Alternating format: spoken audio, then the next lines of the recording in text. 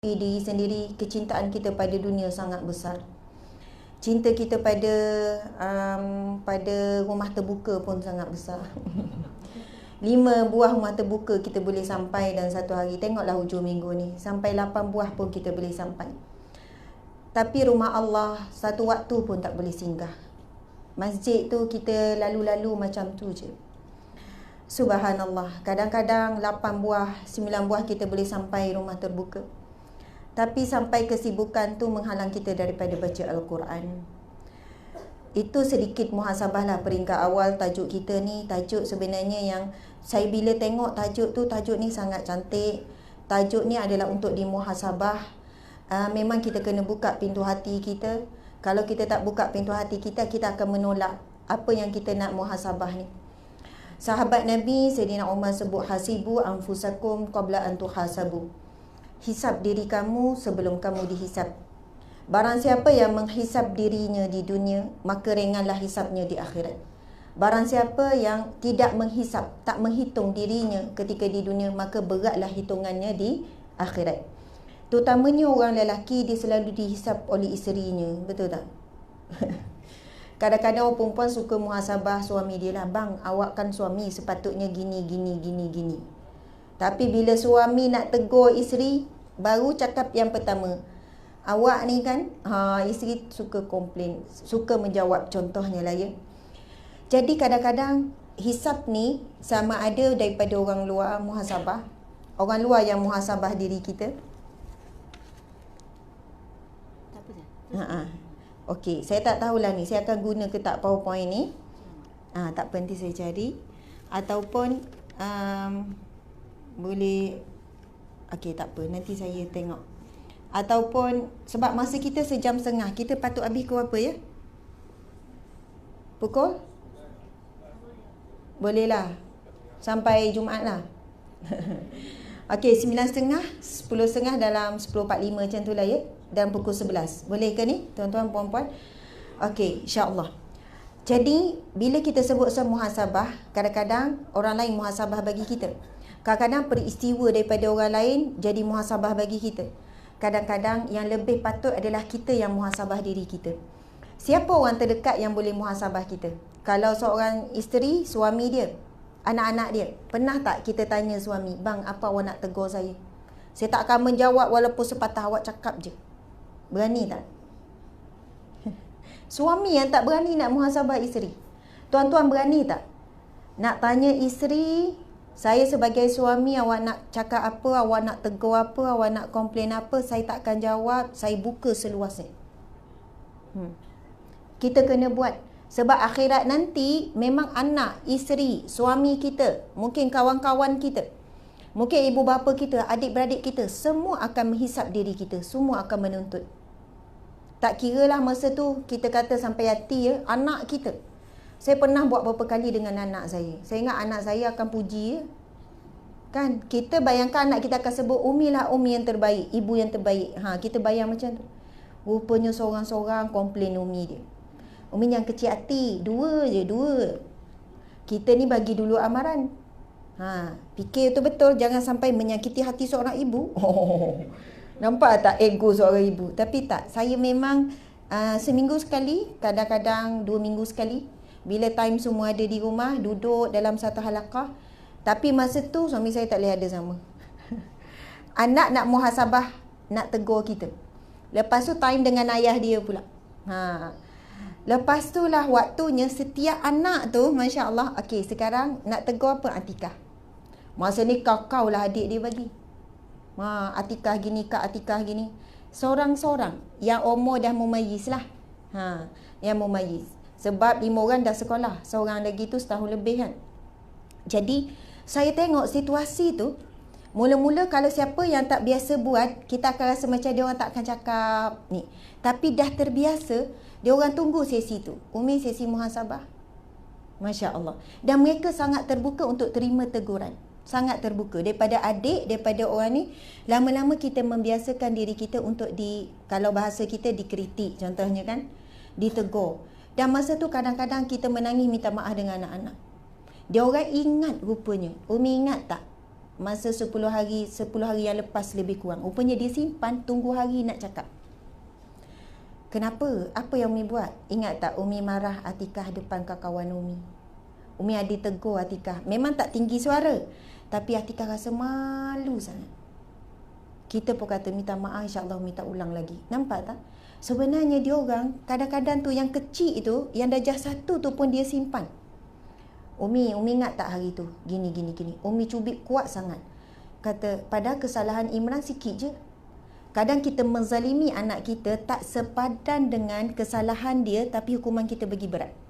Dia tak boleh terima. Kita nak tegur dia, tapi teguran tak boleh dibuat dengan kasar. Yang dia ingat bukan teguran. Umi tegur apa masa tu buat salah? Dia lupa. Yang dia ingat dia sakit. Adakah berpadanan hukuman kita kepada anak dengan kesalahan yang dia buat? Padahalnya dia acuan kita. Kita kena cubit diri sendiri sebenarnya. Betul kan? Subhanallah. Jadi muhasabah ni boleh datang daripada pelbagai bentuk. Pagi ni saya terima satu berita semalam 2 hari lepas seorang sahabat sama belajar dulu. Dia mengandung anak yang kelima. Lepas tu operation perlu dibuat. Kandungan baru 28 minggu. Maksudnya lebih kurang 7 bulan, tak sampai 7 bulan. Sebab dia diagnose kanser lidah. Jadi baby perlu dikeluarkan dengan segera dan dia perlu operation lidah. Tapi khabar yang saya baca pagi ni, bila ada orang pergi ziarah, lidah dia perlu dibuang semua dan separuh rahangnya pun dibuang. Faham tak tuan-tuan puan-puan sekalian? Pagi ni saya dapat muhasabah teguran daripada Allah.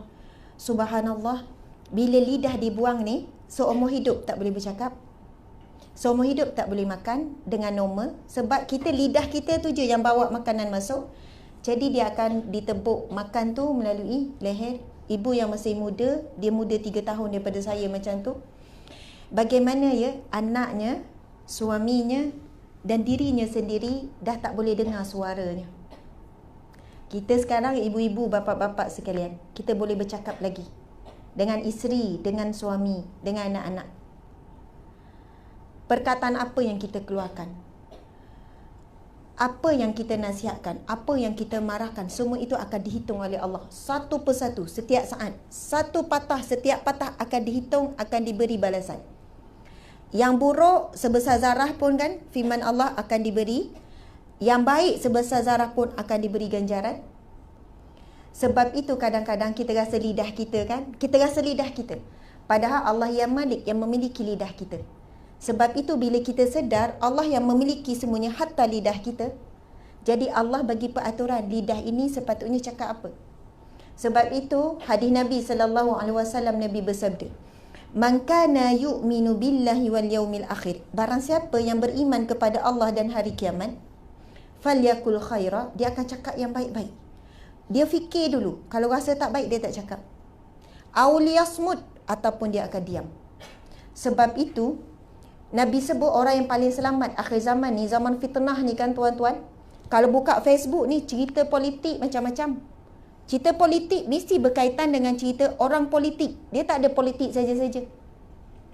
Bila cerita pasal orang politik, yang jadi heboh, yang jadi menarik, kalau kita nak komen, nak baca panjang, mesti tentang aib. Kalau tentang yang baik-baik, yang elok-elok, dia tak jadi heboh. Kita pun tak menarik sangat berita tu. Baca sepitah lalu je lah. Apa-apa sumbangan ke, apa perubahan dibuat ke, contohlah kan. Tapi kalau yang aib, lagi menyentuh hal peribadi, itu seronok sangat kita canang. Na'udzubillah min zalik. Pasal artis ke, pasal public figure ke, pasal ustaz-ustazah ke, kalau yang elok-elok tu biasa je. Bila keluar je cerita-cerita yang mengaibkan, walaupun cerita peribadi dia, hal keluarga ke dan apa, inilah dunia yang Nabi kata, dunia yang fitnah itu menjadi makanan harian. Memang kita tulis, tapi ia juga adalah dikira sebagai lidah yang berkata-kata, tapi melalui tangan. Apa yang kita komen, apa yang kita like, bahkan apa yang kita like, semuanya akan dihisap oleh Allah Subhanahu Wa Taala. Masya Allah. Jadi saya kan bila tengok sahabat saya dibuang lidahnya, saya teringat seorang ayah kepada sahabat baik saya juga. Dia seorang pensyarah, lidah itulah kecintaan dia. Maksudnya dia menyampaikan ilmu dan dia terkenal dengan pensyarah yang sangat tinggi ilmunya, diuji dengan kanser lidah juga. Tapi dia kata ayah dia memilih untuk tidak operation, tak buang lidah. Setelah beberapa bulan meninggal dunia. Maksudnya kanser lidah ni memang perlu dibuang lidah supaya tak ni. Allahu Akbar, tuan-tuan puan-puan sekalian. Allah bagi kita lidah. Hari ni kita dah baca Al-Quran belum? Allah yang memiliki lidah ni, Allah mengaturkan apa yang perlu kita cakap sepatutnya. Agak-agak lebih banyak kita cakap berdasarkan yang Allah nak. Allah yang khalik yang ciptakan lidah. Ataupun kita cakap dengan apa yang kita nak. Subhanallah, Alhamdulillah. Baiklah tuan-tuan puan-puan sekalian, saya ucap terima kasih di atas jemputan yang istimewa ni pihak TMB, anak syarikat TMB kan. Ini pusat latihan TMB. Dan di hadapan saya ni orang-orang alim juga. Jadi saya bercakap bukanlah kerana saya lebih tahu, lebih berilmu, tidak. Sekadar berkongsi dan jalankan amanah bila orang jemput untuk menyampaikan ilmu, kita berkongsi saja. Dan memang orang yang menyampaikan akan cakap yang baik-baik, ya kan. Bukannya mewakili diri. Kalau nak mewakili diri tak mampu cakap apa-apa. Sebab kita sangat lemah. Kita selalu bergelumang dengan dosa. Kita pun lemah sebagai seorang ibu, isteri, hamba Allah dan sebagainya. Jadi atas dasar tu saya rasa ringan sikit tanggungjawab saya. Sebab kita nak berkongsi dan jalankan amanah bila orang minta. Tajuk yang diberikan iaitu Cinta si dia nombor 3. Siapa tu si dia tu? Orang lelaki siapa si dia? Tuan, siapa si dia tu? Dah confused. Si dia tu kita. Ya. Orang perempuan, kita paling sayang siapa? Okey, kalau diberi pilihan antara anak dengan suami, mana lagi sayang? Sudah dah confused kan? Siapa nombor 3 ni ya? Okey, orang lelaki, orang rumah dengan anak, mana lagi sayang? Dua-dua sayang. Tengok anak. Saya pernah buat soalan ni bila kita edarkan kertas. Kita kata kita dalam situasi yang kita terpaksa memilih. Memang kita tak boleh nak belaka. Nak mak ayah, nak anak, nak suami. Dalam situasi atas sampan tu memang tak boleh lebih, akan tenggelam. Contohlah adalah kita buat cerita sikit. Kita terpaksa memilih. Yang perempuan kebanyakannya memilih anak. Cik kena tahu ya. Memilih anak. Yang lelaki, sebab kita letak mak ayah, anak, pasangan. Yang lelaki, dia banyak pilih mak ayah. Dia pilih mak yang masih ada mak. Kalau mak dia meninggal tu, dia akan pilih anak juga. Jarang yang memilih meletakkan pasangan masing-masing. Sebab apa?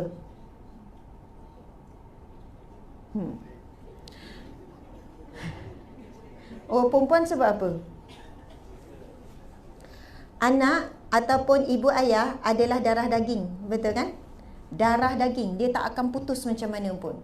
Ikatan suami isteri terikat dengan lafaz akad nikah.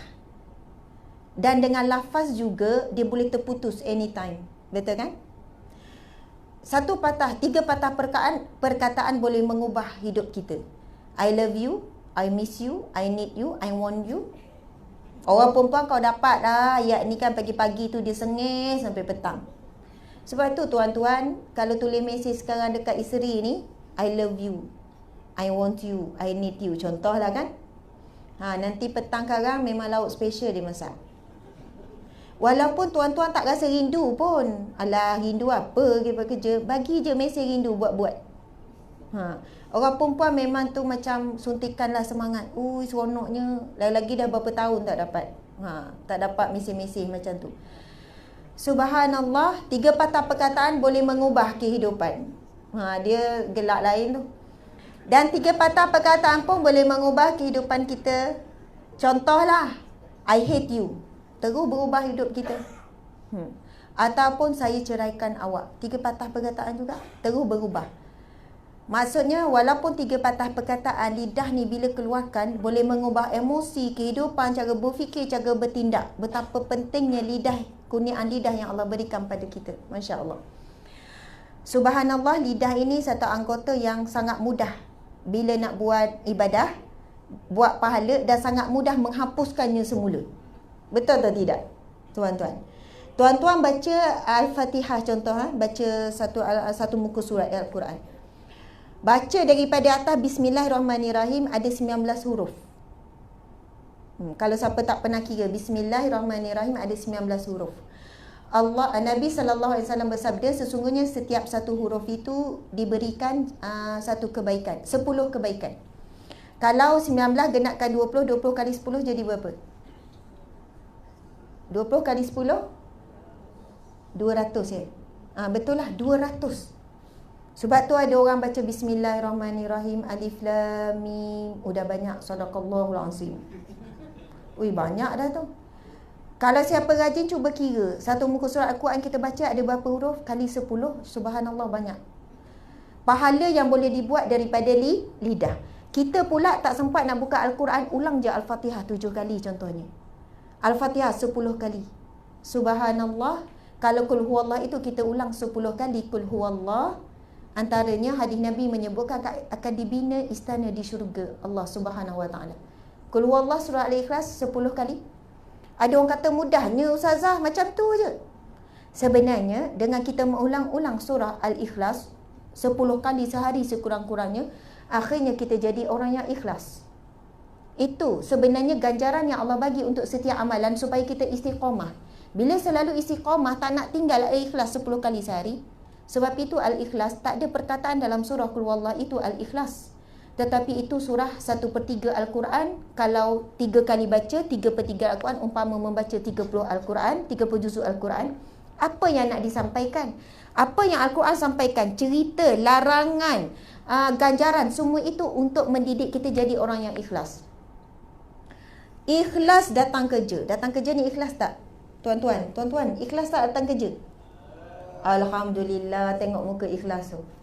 Kalau bos kata bulan ni tak ada gaji, minta maaf, meleset, datang tak kerja?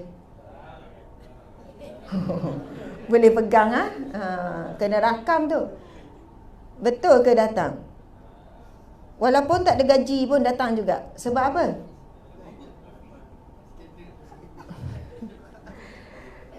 Okey. Tapi kalau saya tak datang lah. Adakah bila tak datang tu tak ikhlas? Tuan-tuan datang hari ni ikhlas tak ni? Ke sebab diwajibkan ni? Memang diminta surat tunjuk sebab ke kau tak datang? Tak, memang ikhlas datang. Subhanallah. Kita datang mungkin sebab diwajibkan, itu adalah ukuran manusia. Tetapi rugi kalau tuan-tuan puan-puan sekalian tak disertakan dengan ikhlas. Sebab apa? Orang yang keluar daripada dewan ni bila ikhlas, dia dapat ganjaran manusia dan juga dapat ganjaran daripada Allah. Berada di majlis ilmu, di taman syurga Allah sangat besar, sangat pahala dan ganjarannya dan kebaikan yang kita akan dapat. Mungkin insya-Allah selepas kita keluar daripada dewan ni, Allah selesaikan masalah kita. Allah beri jalan keluar. Allah beri kelapangan daripada kesempitan. Allah beri yang pertama, hati kita lebih tenang insya-Allah. Tapi niat kerana Allah, nak cari ilmu Allah dan nak berubah. Sebab itu bila kita dengar suatu majlis ilmu, hadir majlis ilmu, yang pertama kita kena ada ilmu. Mesti dapat sesuatu ilmu, matlamat kita. Yang kedua kena ada kesedaran. Nak rasa ada sedar tu. Lepas tu yang ketiga adalah bagaimana skill yang perlu kita dapat daripada majlis ilmu tersebut. Sebab itu saya dipesan oleh guru saya, ustazah, kalau nak ceramah pastikan ada 3 ni. Pertama, mesti ada ilmu. Jangan cakap kosong, suka-suka, gelak-gelak. Kemudian yang kedua, kena ada bagi sedikit kesedaran. Kesedaran ni mesti kena ada slot sikit muhasabah. Dan yang ketiga, kena bagi skill ataupun bagi apa yang boleh dibuat. Apa amalan yang perlu dibuat bila balik. Barulah berkesan sesuatu penyampaian tu. Jadi saya cuba jaga 3 perkara ni. Tadi kita buat sikit muhasabah, sikit je nak sentuh hati kita. Sekarang kita nak masuk dalam bab ilmu, kemudian saya tak nak kita balik kosong, yang mana benda praktikal yang kita boleh terus buat bila balik, insya-Allah. Baiklah, tadi kan bila saya tanya siapakah orang yang paling utama antaranya. Bila kita sebut anak, sebab apa anak? Anak ini memang darah daging, esok kita sakit macam mana tuan bila tua, kawan-kawan datang jenguk je. Percayalah. Anak tu dikecil hati macam mana dengan kita pun dia akan jaga juga kita sebab kita ayah dia. Mak kita pun samalah. Mak lebih rapat dengan anak biasanya. Sama juga orang tua, dia tak akan tinggalkan anak dia. Kasih sayang, bonding ni memang sangat kuat. Tapi bagaimana ya, kerana hubungan suami isteri yang baguslah, yang kuatlah kerana Allah ni lah yang akan memastikan anak kita membesar dengan baik, anak kita boleh capai matlamat, kita sayang anak kerana Allah Subhanahu Wa Taala. Baiklah, alhamdulillah. Jadi yang saya faham tu, cinta si dia nombor 3. Yang pertama, cinta kepada Allah nombor 1. Cinta kepada Rasulullah nombor 2. Kemudian yang kami ataupun anak-anak. Ada orang kata, ustazah, kita kena bagi persen ke? Ada yang letak persen. Dia letak Allah 50%, Rasulullah 40%. Jadi manusia 10%. Saya pernah tanya guru saya tentang ni perlu ada tingkatan ke macam mana? Dan saya dapat satu ilmu, dia kata mencintailah semuanya dengan sepenuh hati. Maksudnya cintailah Allah 100%. Cintailah Rasulullah 100%. Dan cinta anak sakit dengan bangun malam untuk qiyamul lail, mana lagi kuat untuk kita bangun malam? Anak sakit. Kalau suami sakit bangun malam tak? Pandai-pandai dia lah kan. Dia demam makan ubat, kita pun kurang-kurang sebelahan. Anak kecil sakit, demam, anak tak boleh tidur. Ibu pun boleh tak tidur malam tu juga. 3 jam tak tidur, 4 jam takut panas dia naik apa semua. Tapi untuk qiyamul lail 5 minit, walaupun dah bangun turun buat susu, sambung balik tidur. Adakah itu menunjukkan kita letakkan cinta Allah di belakang? Kadang-kadang orang tanya saya, ustazah, saya ni, saya rasa macam saya mencetai kerja saya lebih daripada cintakan Allah. Sebab saya boleh kerja 8 jam, lepas tu boleh overtime pula. Sebab apa? Saya nampak duit tu. Saya kira tu. Adakah saya telah meletakkan Allah di belakang? Adakah saya meletakkan Rasulullah di belakang? Sebab apa? Pertama, kita ni manusia. Kita hidup di dunia. Kita memang nampak dunia. Betul kan? Apa yang Allah janjikan di akhirat? Pahala semua ke akhirat. Dan apa yang Allah beri kita tentang ketakutan azab kubur, neraka tu pun dekat akhirat. Bahkan tak ada seorang pun datang cerita pada kita sampai hari ni, betul lah azab kubur tu betul-betul berlaku, lepas tu dia masuk kubur balik. Saya nak tanya, kita tak pernah ada bukti yang betul-betul azab kubur tu benar-benar berlaku. Sahabat cuba jawab, al-malaikah, iman para malaikat. Iman dia yang paling hebat, yang paling pelik, paling ajaib. Nabi kata, fakaifa la yu'minun, bagaimana mereka tak beriman? Iman para malaikat tak pelik. Wahum inda rabbi, iman para malaikat, malaikat ni duduk bersama dengan Allah. Dia dah tengok syurga, dia tengok neraka. Sebab itu malaikat tak pelik, hidup dia berzikir, beribadah je. Sebab itu bila Nabi dalam peristiwa Isra Mi'raj naik ke langit yang pertama, melihat para malaikat sujud, tak bangun-bangun. Bila Rasulullah tanya malaikat Jibril apa yang para malaikat buat, itu di kalangan malaikat yang sujud daripada awal penciptaan sampailah kiamat nanti. Naik pula tingkat lain yang rokok tak bangun-bangun, ada yang berdiri tak bangun-bangun, maksudnya kerjanya ibadah saja. Subhanallah. Kemudian sahabat pun menjawab, warajulun anbiya, iman para nabi ya Rasulullah. Rasulullah jawab, fakaifa la yu'minun, iman para nabi tak pelik. Al-wahyu yursila ilaihim, wahyu turun melalui para nabi. Sahabat cuba jawab lagi, wa nahnu ya Rasulullah, iman kami yang pelik ya Rasulullah. Rasul jawab apa? Fakaifa la tu'minun, bagaimana mungkin kamu tak beriman, iman kamu tak pelik. Wa ana azhar bainakum, aku ni jelas depan kamu. Sahabat Nabi sempat jumpa Nabi, tengok sendiri peristiwa mukjizat yang Nabi tunjukkan, belah bulan, macam-macam mukjizat Nabi. Disebutkan Nabi Muhammad, Nabi yang paling banyak mukjizat, beratus-ratus mukjizat. Sebab tu ada buku cerita tentang himpunan mukjizat Nabi, yang kita tahu sikit je. Jadi tak pelik. Nabi kata iman kamu tak pelik. Lalu sahabat menjawab, Allah wa rasuluhu alam, Allah dan para rasulnya lah yang tahu. Lalu para sahabat serahkan kepada Rasulullah pun jawab, qaumun yaji'una min ba'dikum yajiduna suhufan wa yu'minuna bih.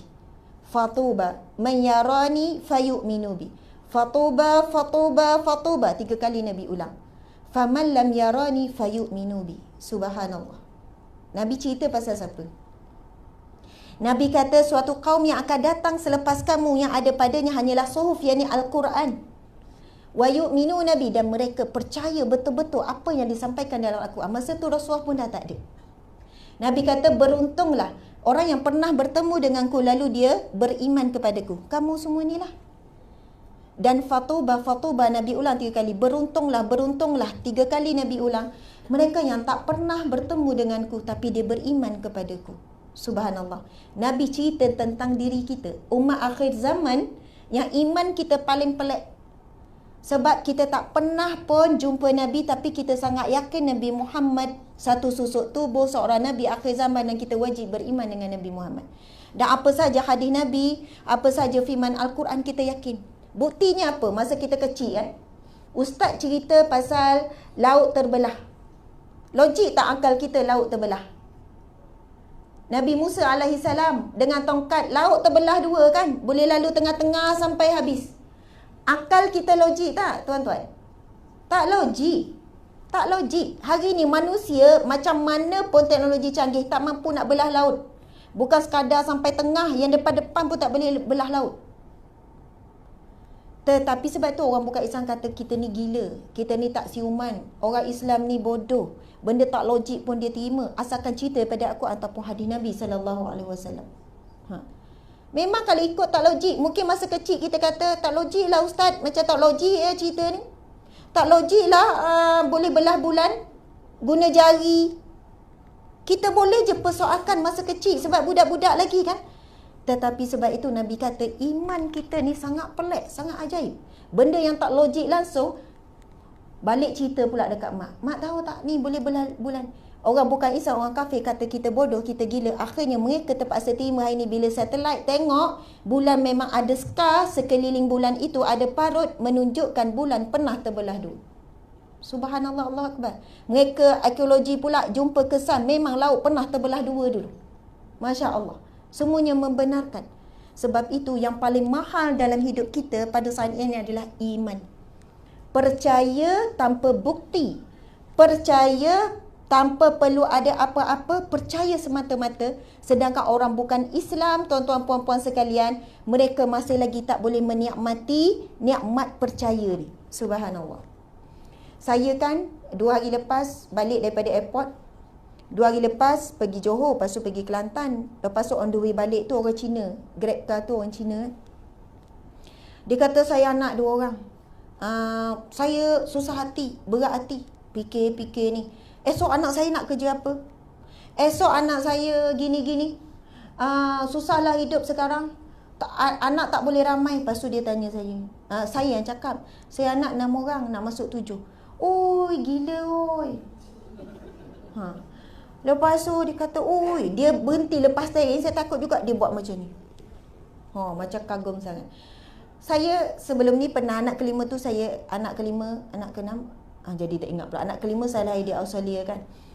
Setiap kali saya pergi check up, doktor-doktor, oh you are crazy woman, you are crazy woman. Crazy.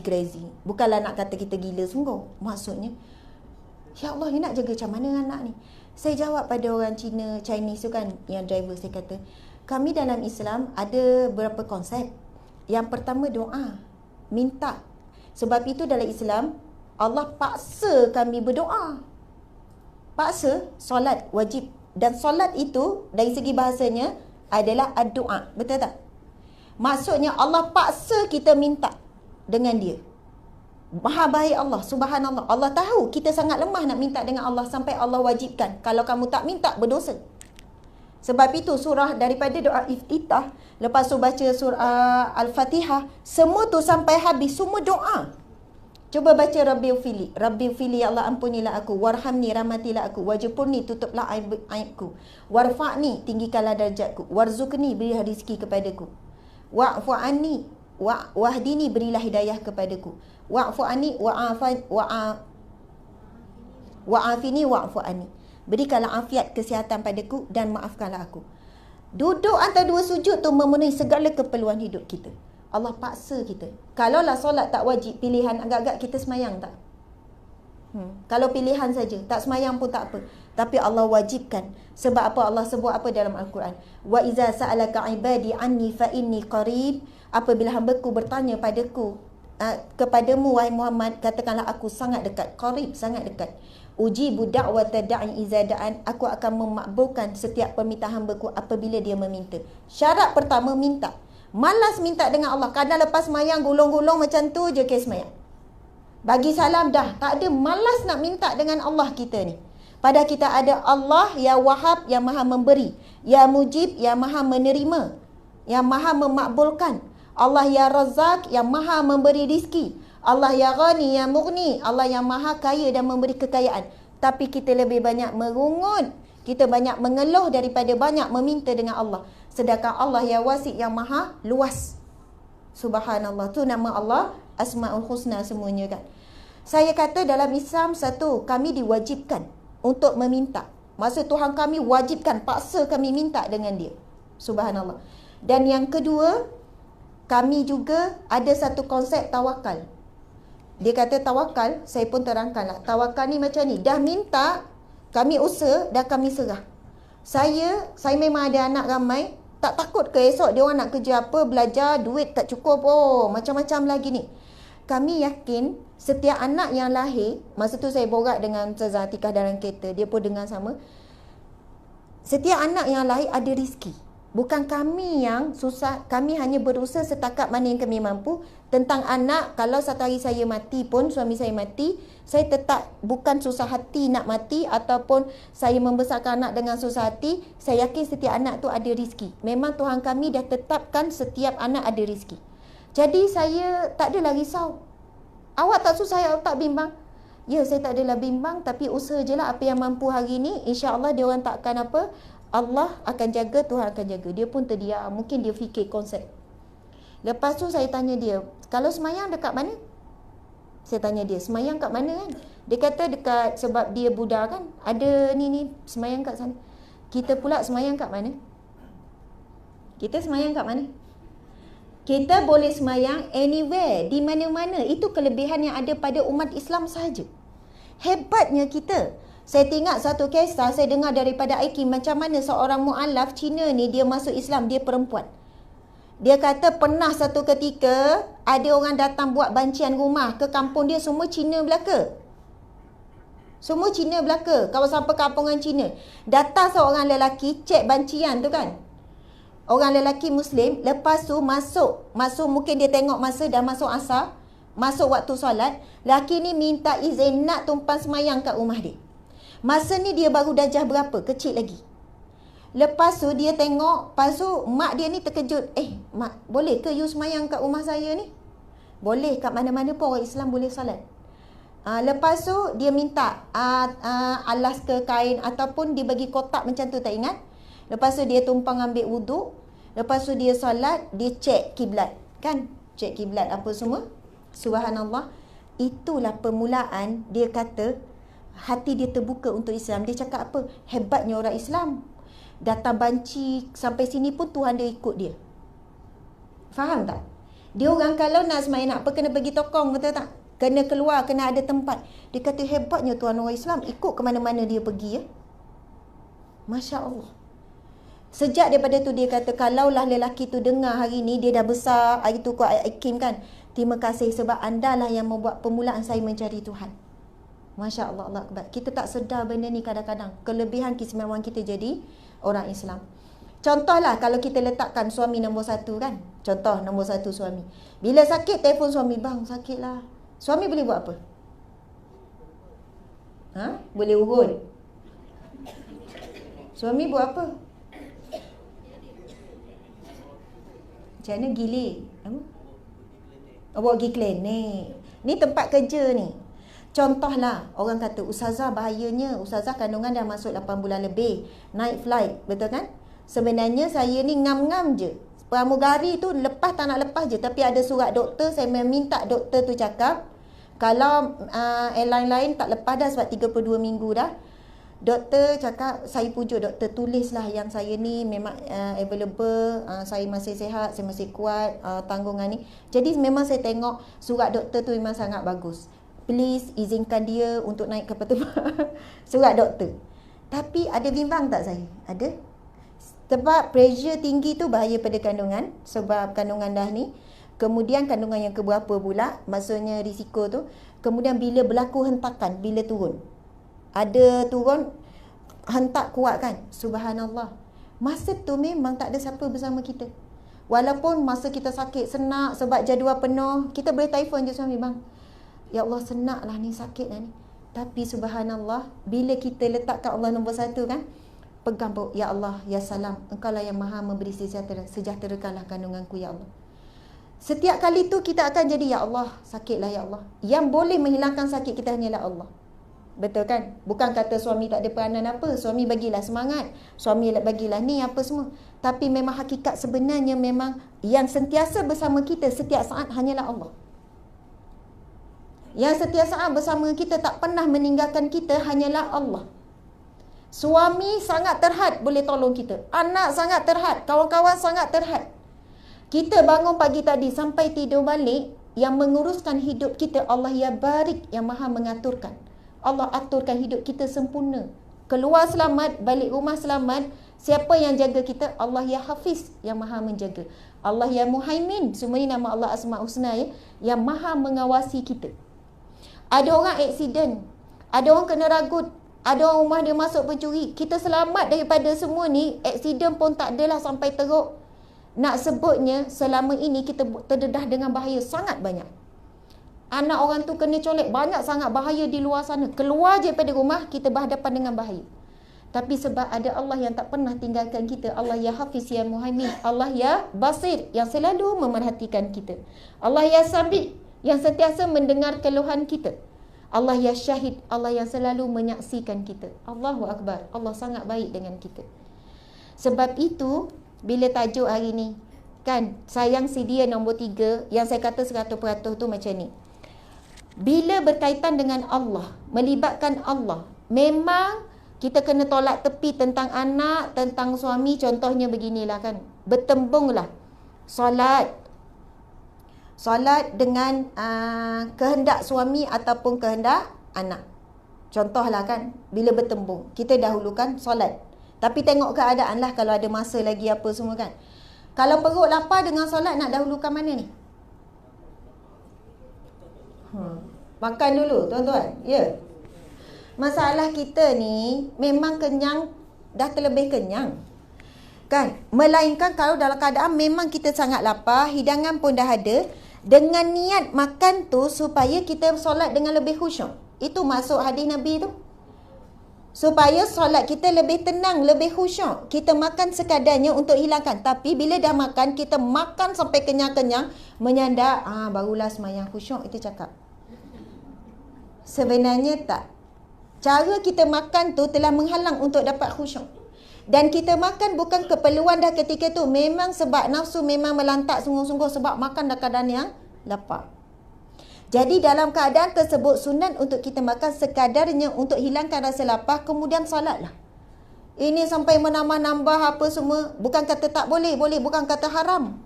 Tetapi bila bertembung waktu salat dan juga makan, kalau masih lagi lapar tu sikit baru lapar, masa itulah guna hujah tu. Kan bila makanan hidang, sunat makan dulu.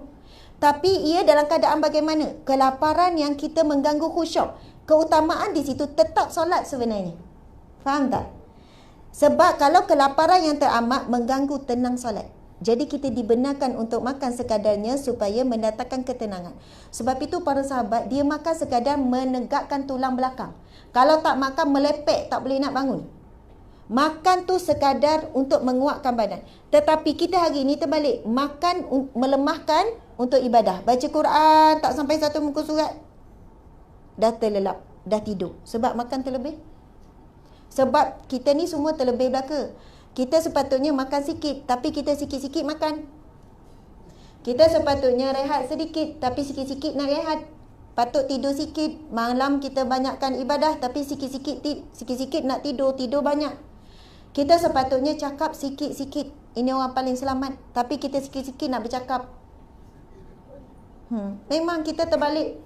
Sebab itu subhanallah, kalaulah dengan lapar sedikit kita teruskan juga solat dalam keadaan tak mengganggu ketenangan solat, itu lebih afdal kita dahulukan. Subhanallah. Okey. Kemudian bila kita sayang Rasulullah 100%, time kita salawat. Sebab itu ada satu kalam ulama, apabila kamu bersama dengan Allah, lupakan makhluk. Apabila kamu bersama dengan makhluk, ingat kepada Allah. Faham tak? Ketika kita bersama dengan Allah, cuba lupakan makhluk. Tapi saat kita bersama dengan makhluk, jangan lupakan Allah. Faham tak tu ya? Faham lah tu. Bila salat, cuba. Sebab apa? Masa salat, masa zikir, masa baca Al-Quran, sangat susah kita nak ingat Allah. Masa itulah semua makhluk datang. Makhluk kita suka, makhluk tak suka. Allahu Akbar. Kenapalah tak keluarkan ayam siap-siap? Kan kalau tak bolehlah masak terus lepas sembahyang. Allahu Akbar. Dapat 3 idea yang bernas. Masa meeting tadi tak keluar idea tu. Subhanallah. Sebenarnya orang yang tak ada masalah sebelum solat, bila angkat je takbir, dialah orang yang paling banyak masalah. Masalah semua datang. Maksudnya, banyak benda nak fikir ni. Barang hilang boleh jumpa masa solat. Orang lelaki masa solat mikir tak? Fikir tak? Ke memang khusyuk je?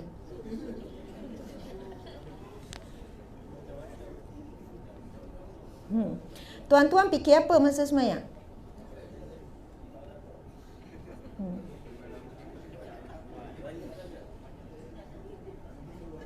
Pasal Palestin. Kan orang lelaki kan isu besar-besar je ya, pasal Syria. Apa yang kita lihat, apa yang kita dengar sebelum solat akan masuk dalam solat. Apa yang kita lihat, apa yang kita dengar sebelum solat akan masuk dalam solat. Pintu kepada hati ada 2. Yang pertama mata, yang kedua telinga. Ini pintu kepada hati. Dan dia akan keluar melalui lidah. Siapa yang jaga apa yang dia lihat, apa yang dia dengar, yang keluar daripada lidah baik. Jadi kalaulah seseorang itu dia keluar daripada lidah dia benda yang tak elok, buat lawak lucah-lucah contohnya. Contoh je ya. Mohon terasa. Contoh. Ataupun mengumpat orang dan sebagainya, ia datang, ia mesti ada kaitan dengan apa yang dia lihat dan apa yang dia dengar. Sebab itu antara sunnah Nabi sebelum solat, baca beberapa Al-Quran dulu. Baca Al-Quran dulu.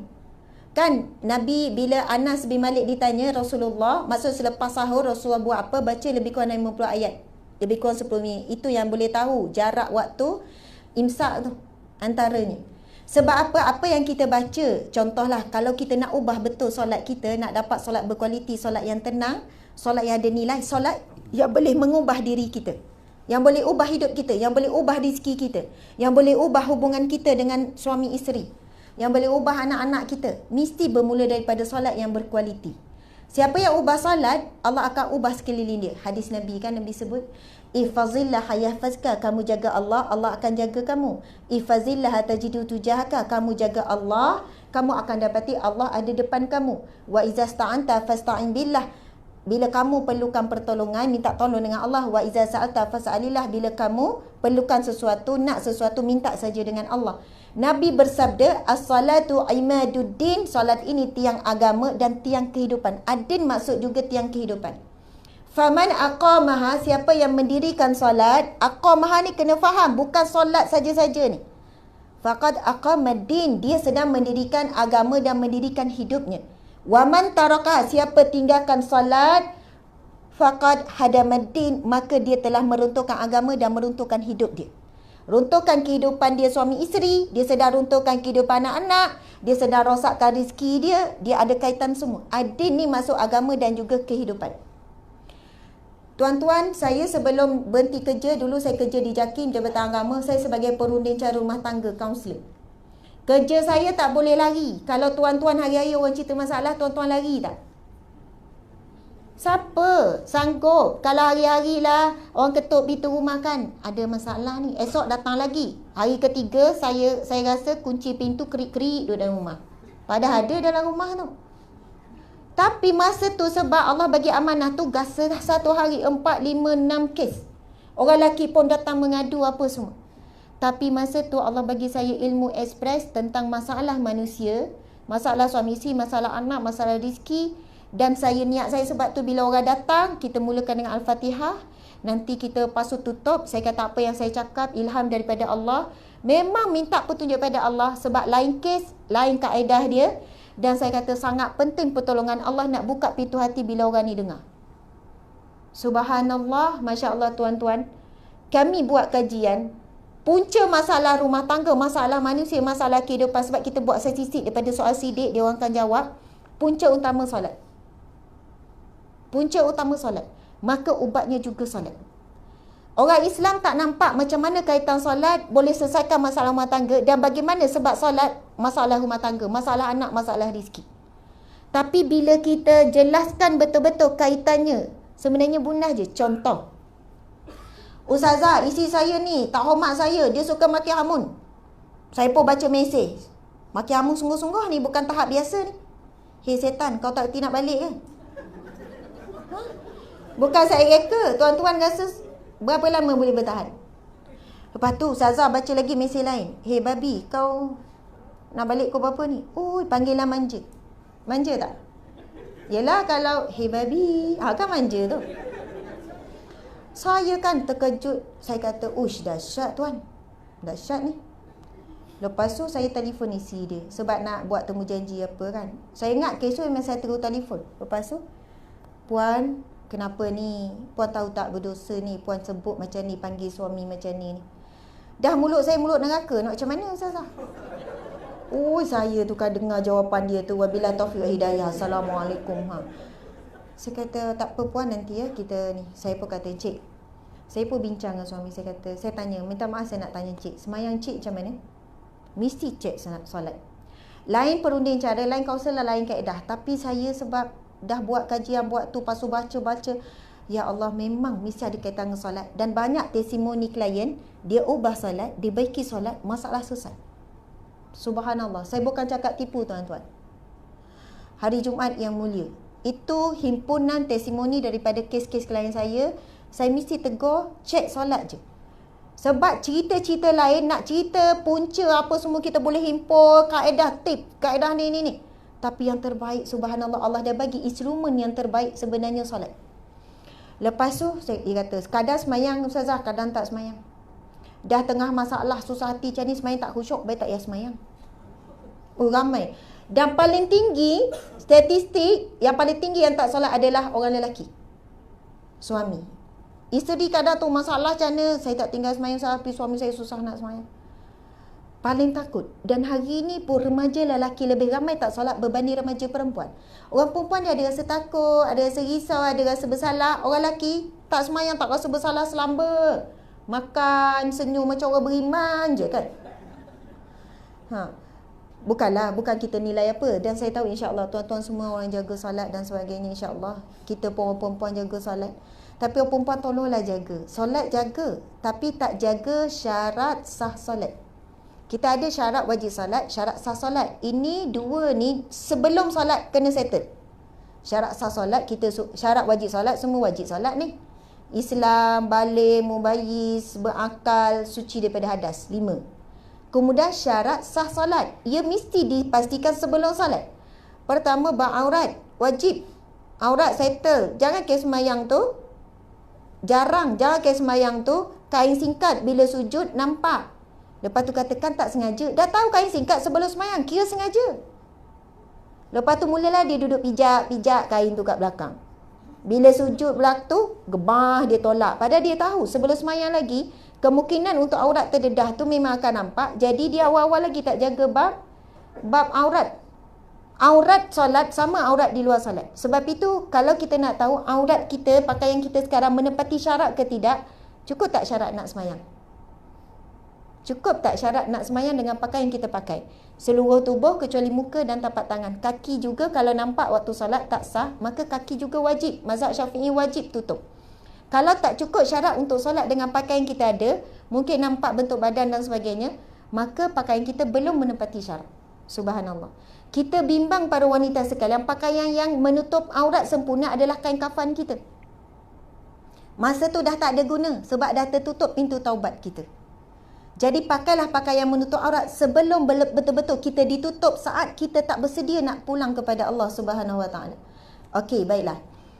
Kemudian syarat sah seterusnya apa dia? Suci ataupun wudu. Suci tu ya dan wudu. Orang lelaki tak ada masalah bab wudu. Orang lelaki pakai foundation ke? Tak pakai kan? Bedak-bedak tak pakai kan? Gincu tak pakai. Orang perempuan satu bedak. Kadang ada bedak yang memang kalisai. Dia kata bertahan 8 jam. Lepas tu ada pula bertahan 12 jam. Yang tu lagi nak beli. Dia kata kalau berpeluh lagi shining, flawless. Betul lah, kita tak faham benda-benda ni. Kita takut kita flawless di dunia, di akhirat kelak wajah kita hitam berdebu. Sebab di padang mahsyar ada dua wajah je. Putih, berseri, cerah, terang. Yang kedua hitam berdebu di padang mahsyar. Walaupun hidup di dunia cerah putih. Walaupun hidup di dunia kulit dia gelap, negro, hitam legam. Tapi akan dibangkitkan dua wajah ini sahaja. Subhanallah. Sebab itu orang yang risau wajah dia takut tak flawless di akhirat kelak, dia jaga betul-betul wuduk dia. Sebab antara wajah yang bercahaya di akhirat kelak kesan wuduk hadis Nabi SAW. Sesungguhnya kalian akan dibangkitkan dengan cahaya wuduk yang berbekas kesan. Maka lebihkanlah had wuduk tu. Kalau muka tu lebih sikit lah, tangan lebih sikit lah, supaya nampak kesan daripada wuduk tu akan keluarkan cahaya di padang mahsyar. Nabi dah tahu itu umatku. Nabi tahu siapa yang Nabi nak tarik beri syafaat, wajah-wajah yang bercahaya daripada cahaya wuduk, cahaya Al-Quran, cahaya selawat dan cahaya solat. Subhanallah. Orang perempuan ini cabaran hari ini. Cabaran sungguh. Bedak kali sair, foundation kali sair. Kita boleh nampak kalau di R&R mana-mana bila dia cuci muka nampak berminyak. Orang lelaki tolong perhatikan isteri tuan-tuan sekalian. Tengok kalau dia ambil wuduk, dia cuci muka tu kalau nampak berminyak lagi, lepas tu kita kata ambil tisu jap. Kenapa bang? Kita pun cuba sapu. Bukan romantik. Isi kata wah makasih bang macam romantik. Kita pun cuba sapu kat muka dia, nampak coklat lagi, awak pergi ambil wuduk balik. Kalau sebelum solat, sebelum keluar nak jumpa manusia, kita boleh habis masa 15 minit, setengah jam untuk hias muka. Tapi kenapa nak jumpa Allah? Allah nak wajah yang bersih berhadapan dengan dia. Kita tak boleh habiskan masa untuk Allah. Lelaki ni rumah terbuka apa semua ni, tumpah semayang rumah orang, singgah sekejap apa semua. Masya Allah. Kalaulah kita tahu benda tu kalis air apa dan sebagainya, kalau sekadar dengan air tak hilang makeup kita, tak hilang semua tu belum cerita bab hukum makeup semua tu lah, saya nak cerita bab wuduk saja. Kalau tak hilang, bawalah ready, siap-siap pencuci muka kan, ataupun makeup remover ataupun tisu tu semua. Ni gincu ada yang tak hilang, semayang tu nampak kesan gincu ni, ada yang pakai apa ni, eyeliner apa semua, kalau tak hilang semua itu kena rata, ia menghalang wuduk contohnya. Ni ada yang pakai ni kan. Subhanallah. Na'udzubillah min zalik. 20 tahun semayang, 20 tahun tak jaga syarat sah wuduk, takut solat sia-sia, tak dapat apa-apa pahala. Bukan itu saja, bila tak sah menanggung bebanan tak sah solat tu orang perempuan. Orang lelaki dia tengok isteri dia, tuan-tuan takkan lepas. Bukan tuan-tuan semayang, tuan-tuan jaga salat, tuan-tuan rasa tuan-tuan lepas. Ini yang dikatakan cinta si dia nombor 3 ni. Sebab apa? Letak Allah nombor 1. Tegur isteri. Sebelum keluar pergi rumah terbuka kan, pusing 7 kali. Pening tu bang, tak jadi keluar lah. Tak payahlah lepas 7 kali kan. Suami tolong tengok atas ke bawah. Isteri pun pelik. Kenapa awak ni? Kenapa ni? Kan tak jadi keluar pula. Tengok atas bawah, pusing belakang. Tukar baju. Kenapa pula? Ketat, nampak belakang tu. Cuba berjalan. Masa berdiri tak nampak, bila berjalan nampak. Tukarlah baju awak. Sebab apa? Sayang Allah nombor 1, sayang Rasul nombor 2. Sayang isi kerana Allah dan Rasulullah. Yang ni suami yang macam ni yang terbaik. Sebab Nabi sebut suami yang dayus, ad-dayus finnar. Nabi kata laki dayu dalam neraka. Dalam hadis yang sahih lain Nabi sebut laki dayu tak mencium bau syurga. Sedangkan Rasul kata syurga itu boleh tercium 500 tahun perjalanan. Ni pakai minyak wangi 1 botol pun lebih kurang dalam berapa meter je boleh cium. Betul tak? Kalau 1 botol lah. Nak kata tak kuat sangat pun. Tapi syurga 500 tahun perjalanan. Jarak yang sangat jauh dengan syurga, wanginya syurga. Tapi Nabi sebut lelaki yang dayus tak cium bau syurga. Tak cium bau syurga. Apatah lagi nak masuk syurga. Tapi di sana juga Nabi ada sebut tentang golongan wanita yang tak cium bau syurga, iaitu wanita yang Nabi sebut berpakaian tapi telanjang. Dia pakai elok, datang kerja pakai elok, tudung pun pakai, tetapi boleh nampak bentuk badannya. Orang lelaki, tuan-tuan kalau nampak perempuan pakai baju nampak bentuk badan, tuan-tuan terganggu tak?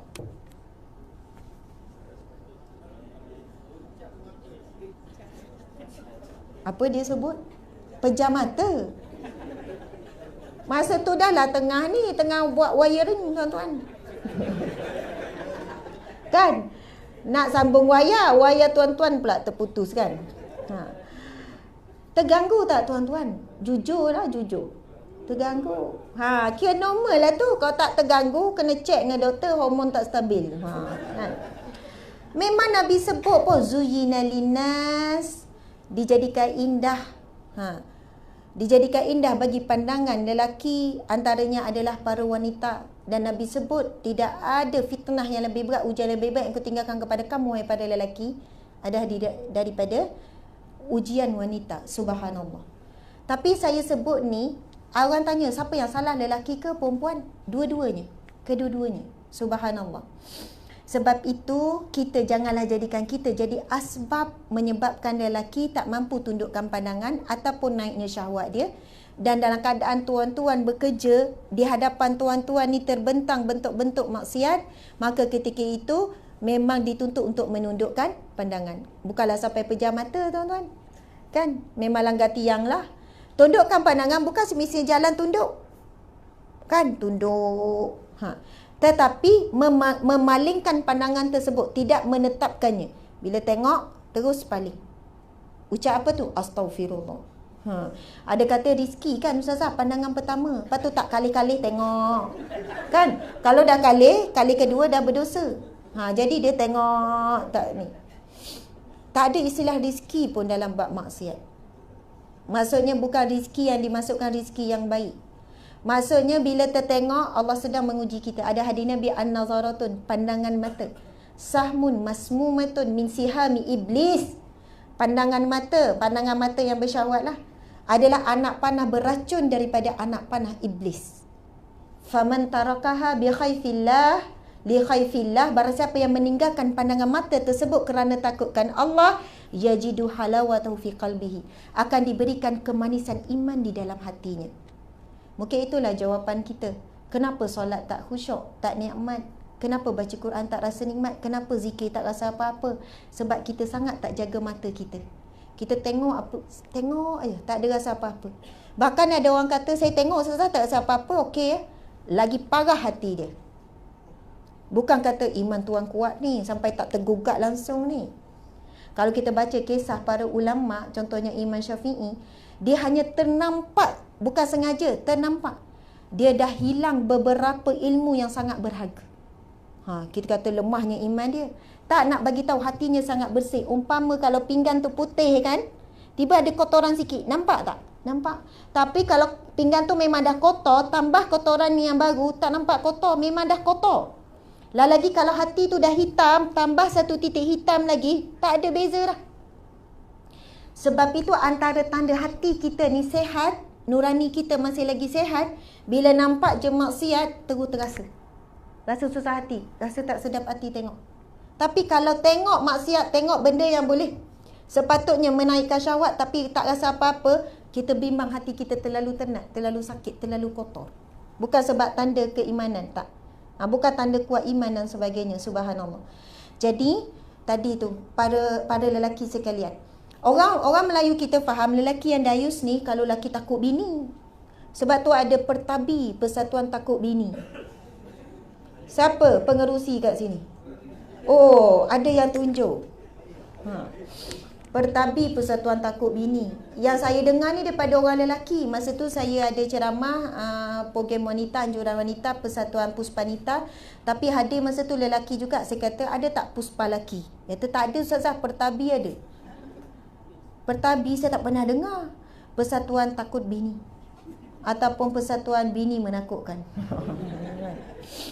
Ada yang kata, kau ni, contoh suami cakap, tak apalah aku tak ikutlah lepak malam ni, si aku minta tolong dia kat rumah. Kau ni, dayus lah takut bini. Isi aku suruh gosok baju.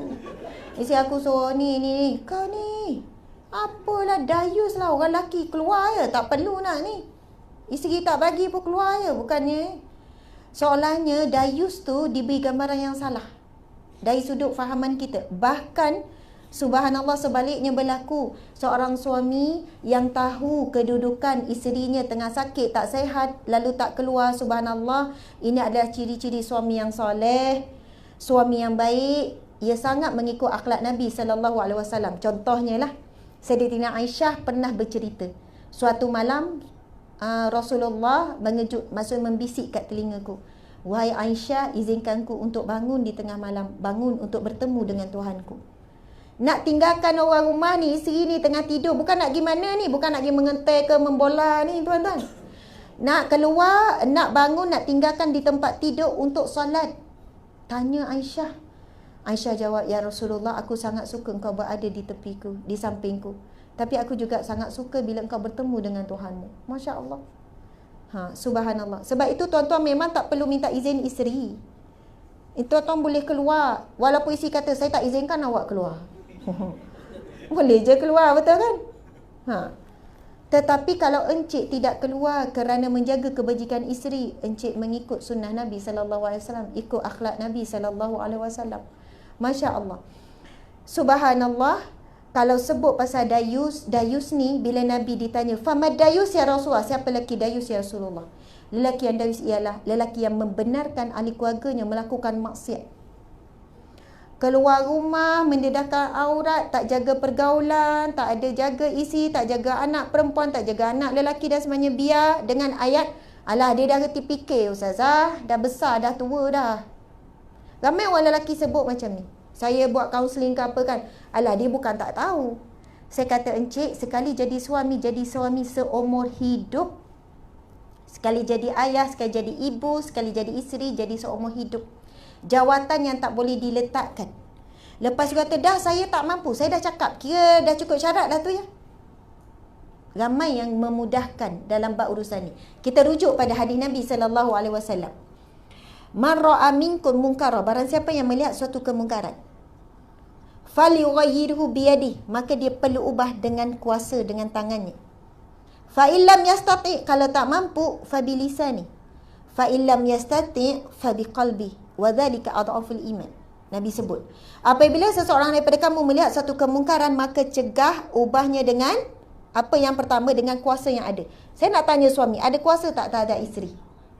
Tuan-tuan ada kuasa terhadap isteri tapi tuan-tuan tak gunakannya. Yang kedua, tak mampu, Ustazah, isteri saya dia bos tempat kerja. Ustazah, isteri saya polis. Ustazah, isteri saya ada black belt. Ada tali pinggang hitam. Ui, takut saya Ustazah. Contohlah. Saya tak boleh. Saya memang tak ada kuasa. Tuan-tuan, saya minta maaf, orang lelaki, saya bukannya nak bias ke apa, tapi tolonglah kembalikan kelakian anda. Soalnya macam itulah.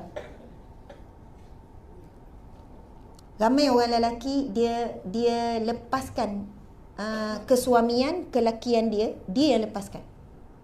Bermula daripada sebelum kahwin lagi. Lepas kahwin pun sama. Dia biar keputusan semua dibuat oleh isteri.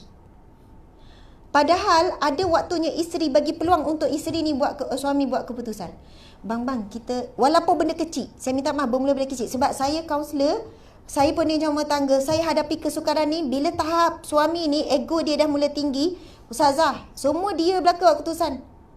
Apa-apa dia belaka, saya ni kena ikut je.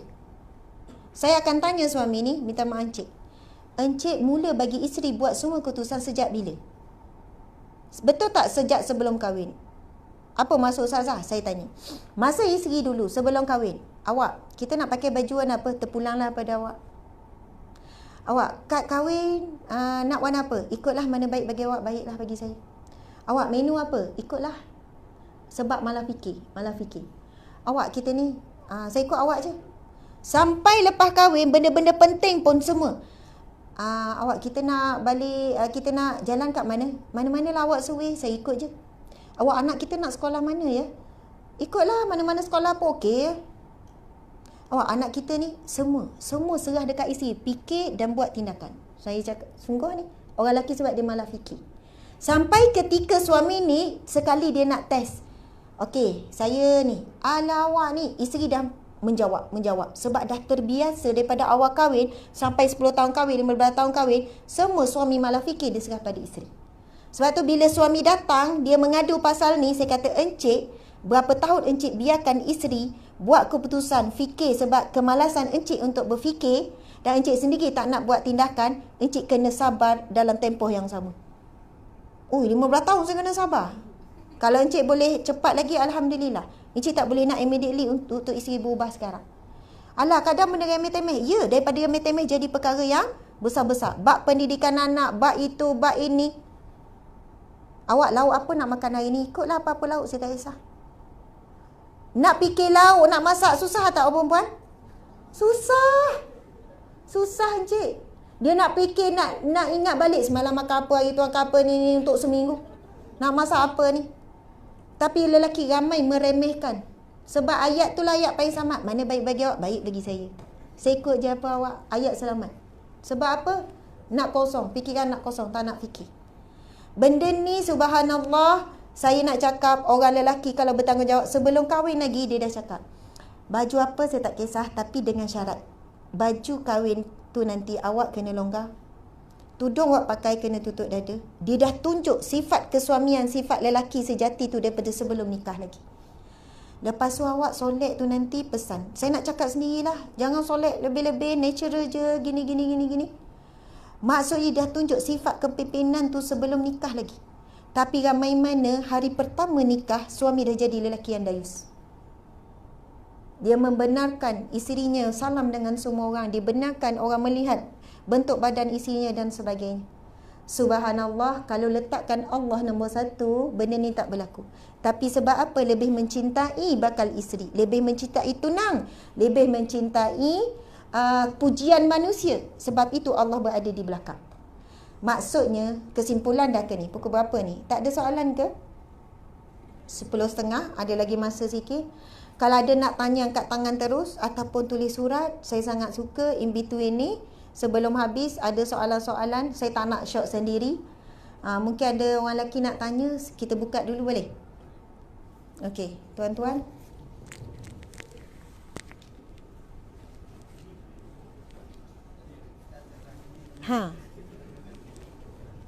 Baru masuk kena tanya terus ni. Tengok tu mak. Nama siapa encik tu? Encik? Encik Anwar. Oh. Nama kontroversi ni. Okey, Encik Anwar, soalan saya untuk Encik Anwar. Boleh? Sudah.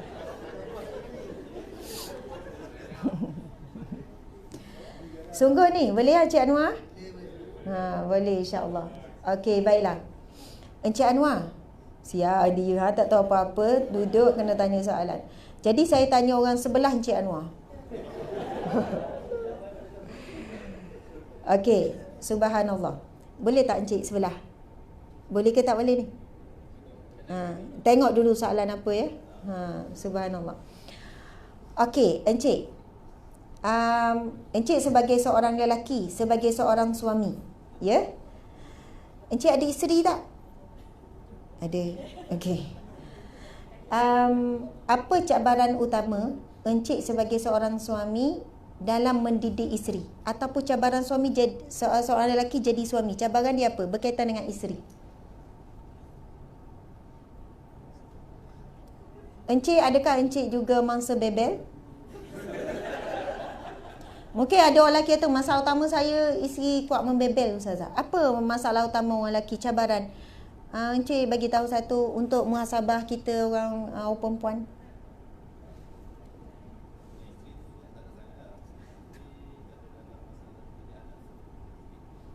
Dalam bab masalah mendidik anak lah. Ya.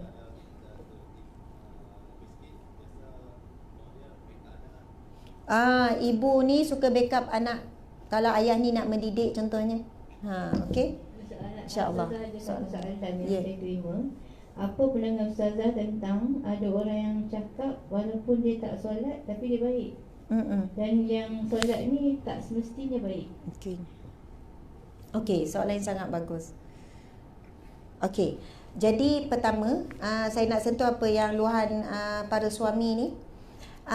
Masalah isteri kata okey, isteri dia baik, subhanallah. Alhamdulillah. Isteri menakutkan ke ni? Takut isteri tahu. Isteri ada sebelah ke? Tak ada. Tak ada ya. Oh, isteri jauh sangat. Baiklah.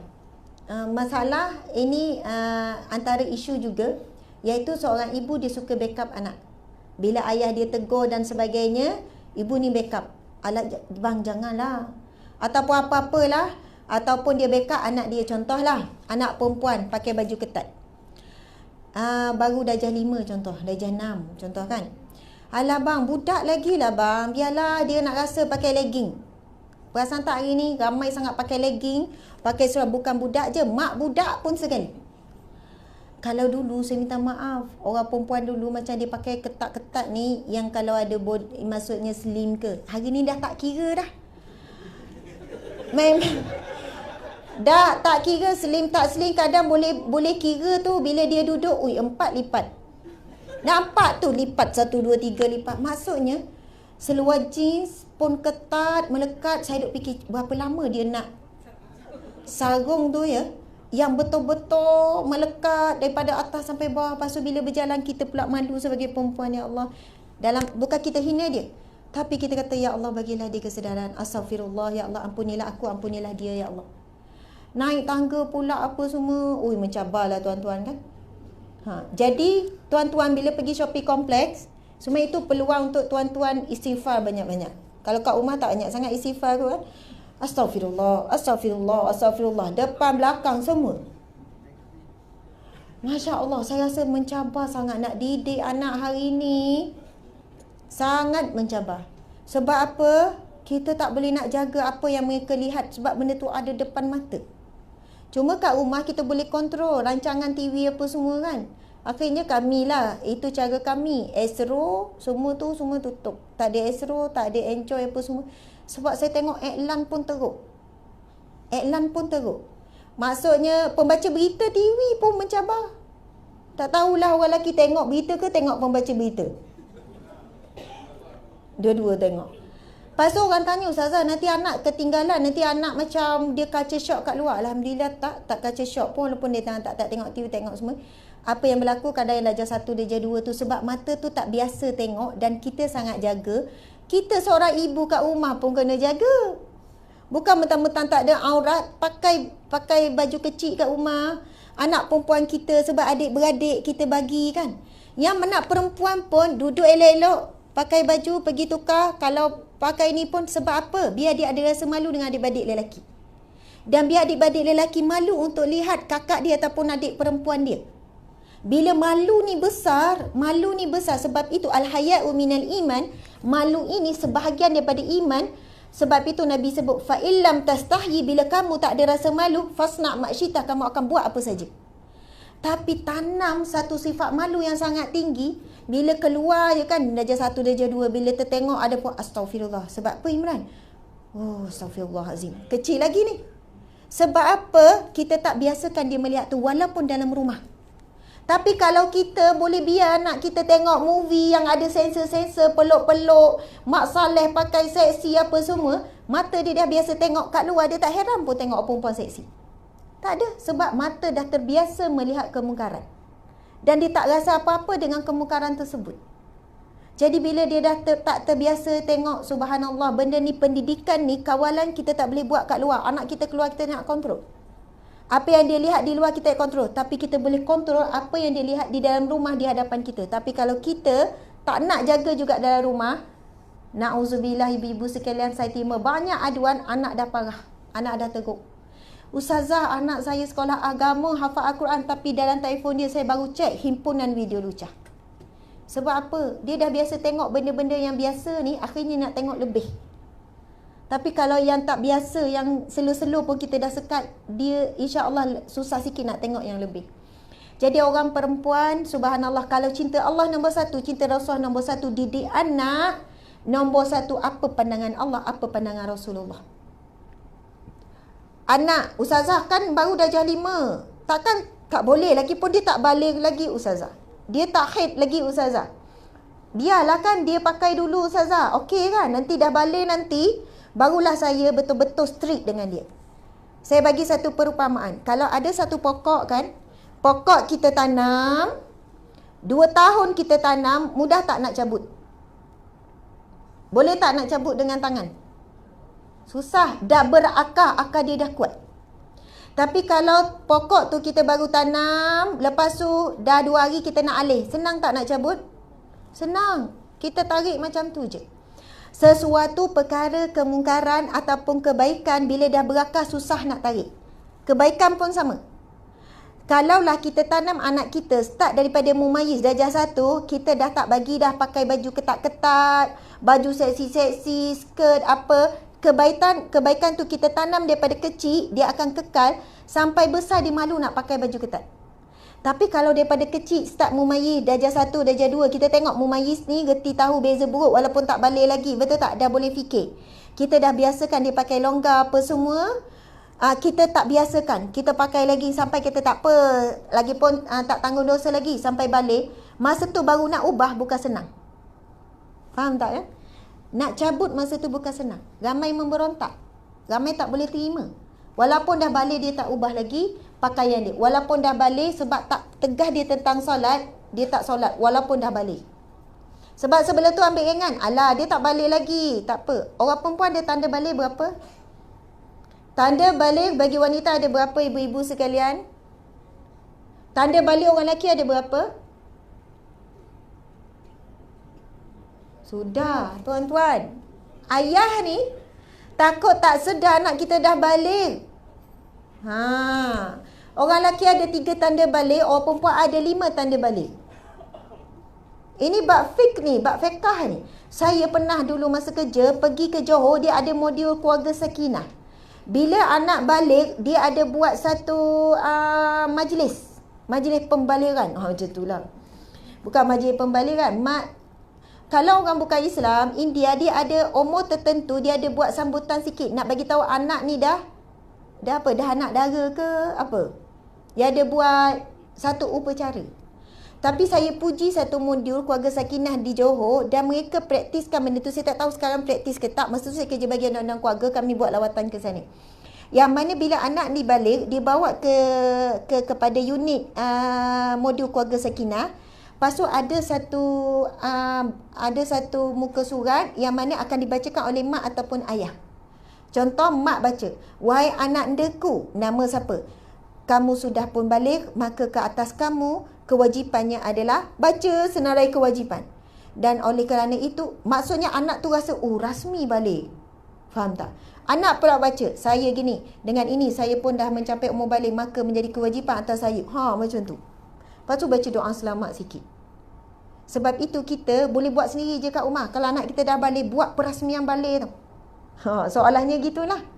Jadi bila anak saya pun dah ada yang balik, okey, duduk sekejap. Jadi di sini dah balik, kena tahu apa hukum hakam bab solat, semua dah tanggung sendiri, dosa dah apa semua, gini-gini, supaya ada beza balik dengan sebelum balik. Orang perempuan 5 tanda balik, memang pertama haid, itu yang paling kuat lah, yang paling jelas. Lepas tu yang kedua apa? Tanda balik orang perempuan, mimpi basah. Yang ketiga, perempuan mimpi basah juga ke? Ini Ummu Salamah pernah tanya Rasulullah, "Ya Rasulullah, adakah wanita juga ihtilam?" Malu nak tanya, ihtilam mimpi basah? Bukan sebab bocor air ni kan, hujan ke? Kita faham mimpi basah kan? Adakah perempuan? Rasulullah jawab, ya, perempuan pun mimpi basah. Baca bab-bab kitab fiqh, wanita pun boleh mimpi basah. Kalaulah anak kita belum uzur lagi, tak haid lagi, tapi dia cerita dia mimpi pelik, kemudian ada keluar cecair dan sebagainya, maka anak kita dah balik walaupun dia belum haid. Anak perempuan. Lepas tu yang ketiga, apabila berubah bentuk badan dia, kita boleh nampak, kita ibu mesti boleh nampak, itu menunjukkan badan dia dah subur. Kemudian yang keempat, dia dah mula, dia boleh mengandung walaupun tak haid. Na'udzubillah, contohlah ada kes, tak tahu anak mengandung. Mungkin dia ada buat maksiat apa semua, perzinaan, mengandung tapi tak haid lagi, menunjukkan rahimnya dah matang, maka automatik dia balik. Yang kelima, umur 15 tahun, tak haid, tak ada tanda, tak mimpi basah apa, automatik balik. Jangan ada hore lagi umur 18, saya tak balik lagi, hore, tak semayang, tak apa. 15 tahun, tak ada 4 perkara tu, automatik balik. Orang lelaki 3. Kan? Berubah bentuk badan dia walaupun tak mimpi. Duk tanya, dah mimpi belum? Dah mimpi belum? Ya. Hijri. Kalau Hijri, Qamariyah, kita guna kitaran bulan. Kalau Masihi, dia kitaran matahari, sebab tu panggil Syamsiyah. Ini Qamariyah. Qamariyah lebih pendek. Kan? Bulan Islam ada 29 ataupun 30. Tapi bulan bukan Islam, yang Syamsiyah ni, yang masih ini, boleh pergi 31 hari. Sebab tu umur kita ni memang lebih tua daripada umur sekarang. Kan? Maksudnya umur kita sekarang contoh 36, kita sebenarnya dah 37. Itu umur saya lah. Maksudnya 37 dari sudut bulan Qamariyah. Baiklah, nak sebut balik orang lelaki mimpi basah, duk tanya anak dah mimpi lom, dah mimpi lom. Dia pula ingat tak ingat. Apa tanya mimpi. Lepas tu kita nampak suara anak kita, bentuk badan dia dah lain, dah sasa sikit, dah nampak ni, mungkin dia dah balik. Yang ketiga, umur 15 tahun orang lelaki, tak ada mimpi, tak mimpi-mimpi. Kemudian tak ada perubahan macam budak-budak, tapi umur dia dah 15 tahun, Qamariyah, automatik balik. Subhanallah. Kadang benda ni pun ibu bapa tak cakna pasal anak, rupanya anak dah balik. Pasal semayang dia, pasal aurat dia, apa semua, kitalah tanggungjawab sebagai ibu bapa untuk tahu. Subhanallah. Okey, jadi soalan tadi pasal solat. Pasal solat kan? Baiklah, saya nak tanya. Adakah orang baik akan solat ataupun bila solat jadi orang baik? Okey, ada orang tanya macam ni. Nak ubah dunia, kena ubah apa? Ubah manusia, betul kan? Manusia baik, dunia jadi baiklah. Nak ubah manusia, kena ubah hati. Betul tak? Nak kena perbaiki hati. Tapi nak dapat hati yang baik, kena perbaiki solat.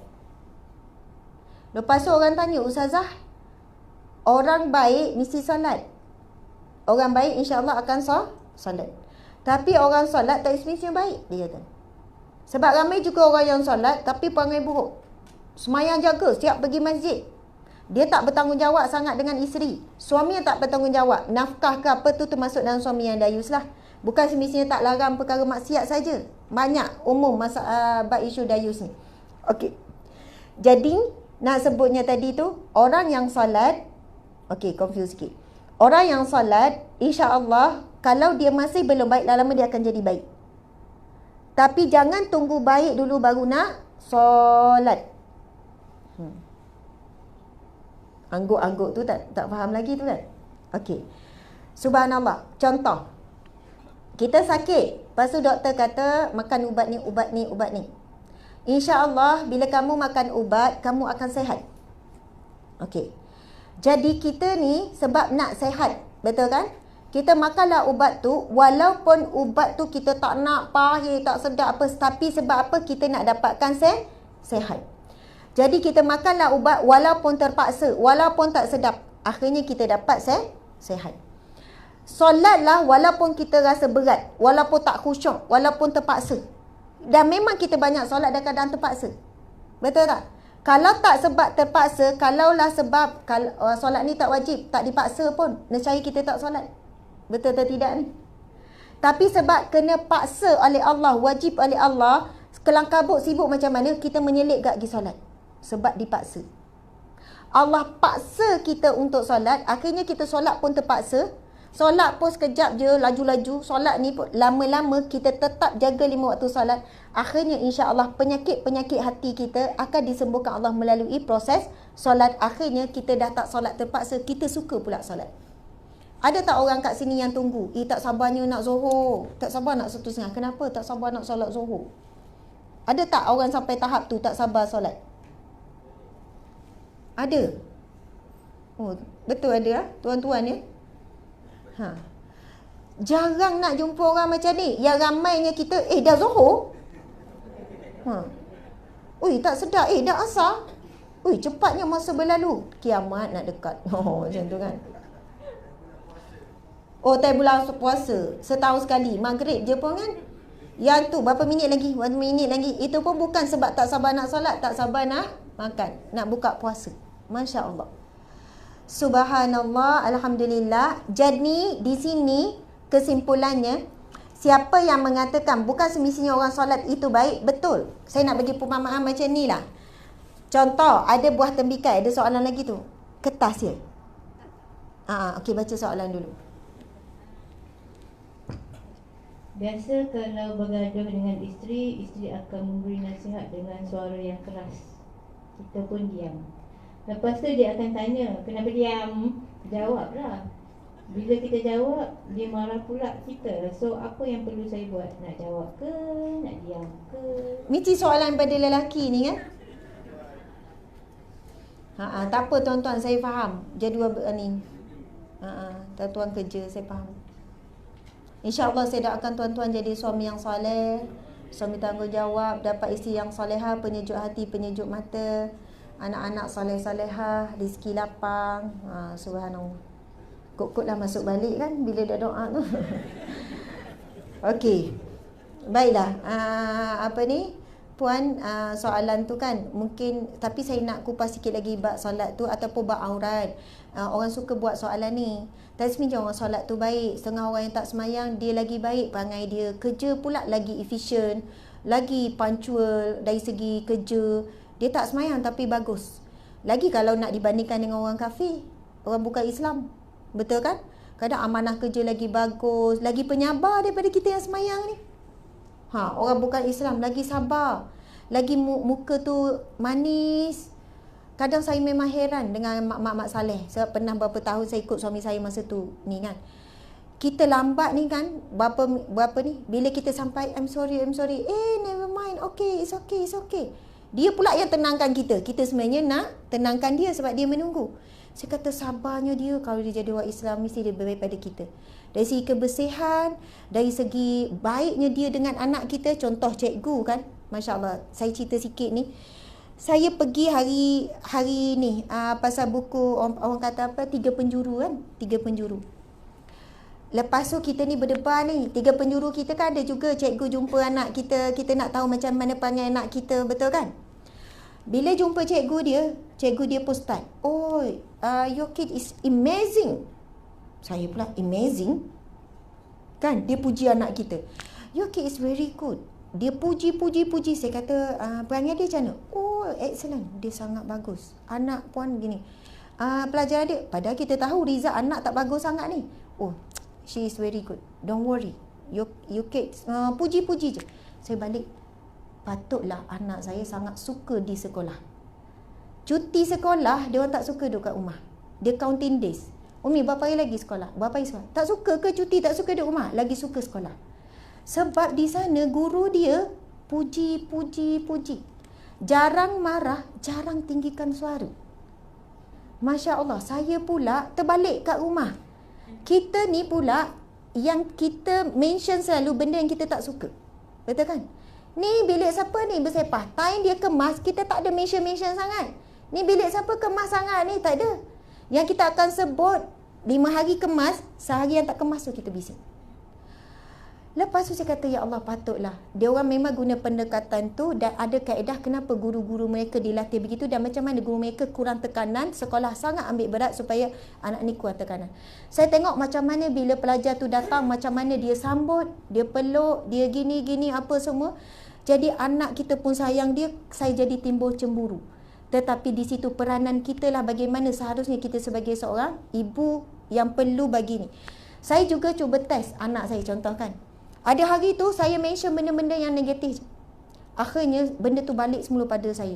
Penat, letih, sedih. Tapi saya cakap dekat suami, bang, hari ini saya buat benda ni. Ibu-ibu cuba buat contoh. Hari ni insya-Allah bang, saya tak akan marah budak-budak. Saya tak akan ni, saya akan sabar je. Suami kata, tengok berapa jam boleh bertahan. Yelah tu, suami cakap kan. Yelah tu, dia sengih-sengih. InsyaAllah. Saya pun minta, ya Allah, bantu aku ya Allah untuk jadi ibu yang kuat, ibu yang sabar hari ni. Sebab kita dah pagi-pagi subuh, kita dah doa minta pertolongan Allah. Hari tu saya tengok je apa-apa kebaikan yang kecil pun anak. Makasih Atikah. Luqman makasih, Luqman abang yang sangat bagus. Puji. Dalam beberapa jam, maksudnya hari tu hujung minggu lah kita bersama dengan anak kan. Apa kesalahan dia saya buat tak nampak, tak cakap apa-apa. Tak lama tu, Umi ada apa-apa nak tolong tak? Lepas tu yang lain pula, Umi nak air tak? Umi penat ke? Duduk, make kita work. Maksudnya, memang benar kata Allah, la in syakartum la azidannakum. Kalau kamu bersyukur, pasti aku akan tambah. Wa la in kafartum inna azabi lasyadid. Kalau kamu kufur dengan nikmatku, nanti kalau azabku amat pedih. Azab Allah tak tunggu akhirat ya. Kat dunia Allah bagi kita jadi ibu yang azab. Ustazah azab dah jadi seorang mak.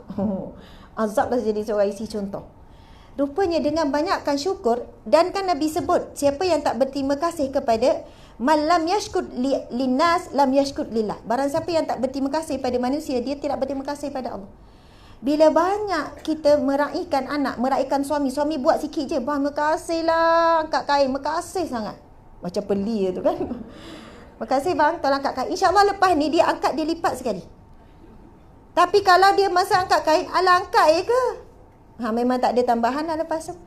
Tapi syukur, alhamdulillah bang, makasih sangat awak lipat kain. Makasih sangat. Ikhlas daripada hati, bukan peli. InsyaAllah lepas tu dibuat lebih. Tapi kalau kita benda kecil kita tak boleh syukur, jangan harap Allah beri nikmat yang lebih besar. Itu satu tips lah. Okey, saya nak bagi pemahaman pasal solat tadi. Tuan-tuan, kalau tuan-tuan diberi tugasan oleh isteri untuk cari tembikai, encik cari tembikai yang macam mana? Nak tengok macam mana tembikai tu elok tak elok? Encik buat apa? Oh, suruh potong.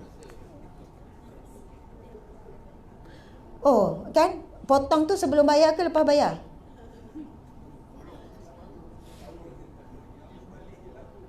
Kan? Ni baru logik sikit. Jaranglah boleh potong dulu. Ni tak nak. Mana boleh? Lagi kalau beli dekat shopping complex, beli dekat Maidin ke apa, boleh ke potong dulu? Dah siap potong. Okey. Tu bijak. Beli yang dah siap potong. Okey, baiklah. Selamat tuan-tuan. Betul lah tu kan? Okey, kita kalau nak beli tembikai, nak beli buah yang tak nampak dalam, kita tengok luar. Betul tak tuan-tuan? Sebab ada orang kata perempuan ada tu yang tak tutup aurat lagi baik daripada yang tutup aurat. Contoh, orang buat kiasan benda ni, logik akal. Kita pun jawab dengan logik akal ya. Buah tembikai, kita nak beli, kita tengok luar. Okey, lepas tu kita kocok-kocok sikit. Contoh kan?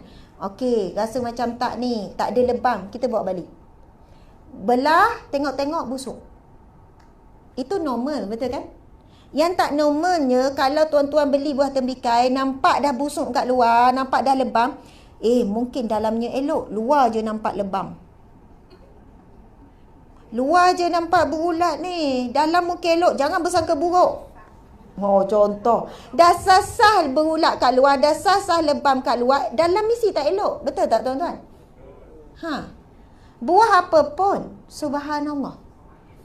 Buah mangga ke, buah apa ke, buah ni ke, kalau nampak luar tak elok, dia mesti dalam tak elok. Tapi yang banyak berlaku, luar nampak elok, bila buka tak elok. Durian tu masam, itu banyak berlaku. Luar nampak elok, cantik, daripada pengalaman kita. Sebab itu bila kita nak nilai manusia, memang ada kawaid fiqh, nahnu nahkum bizawahir. Kita hanya mampu menghukum daripada zahir. Macam buah tadi juga.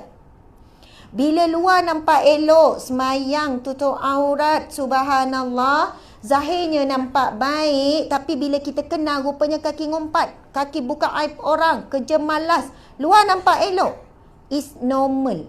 Luar nampak elok, bila kenal dalam tu buruk.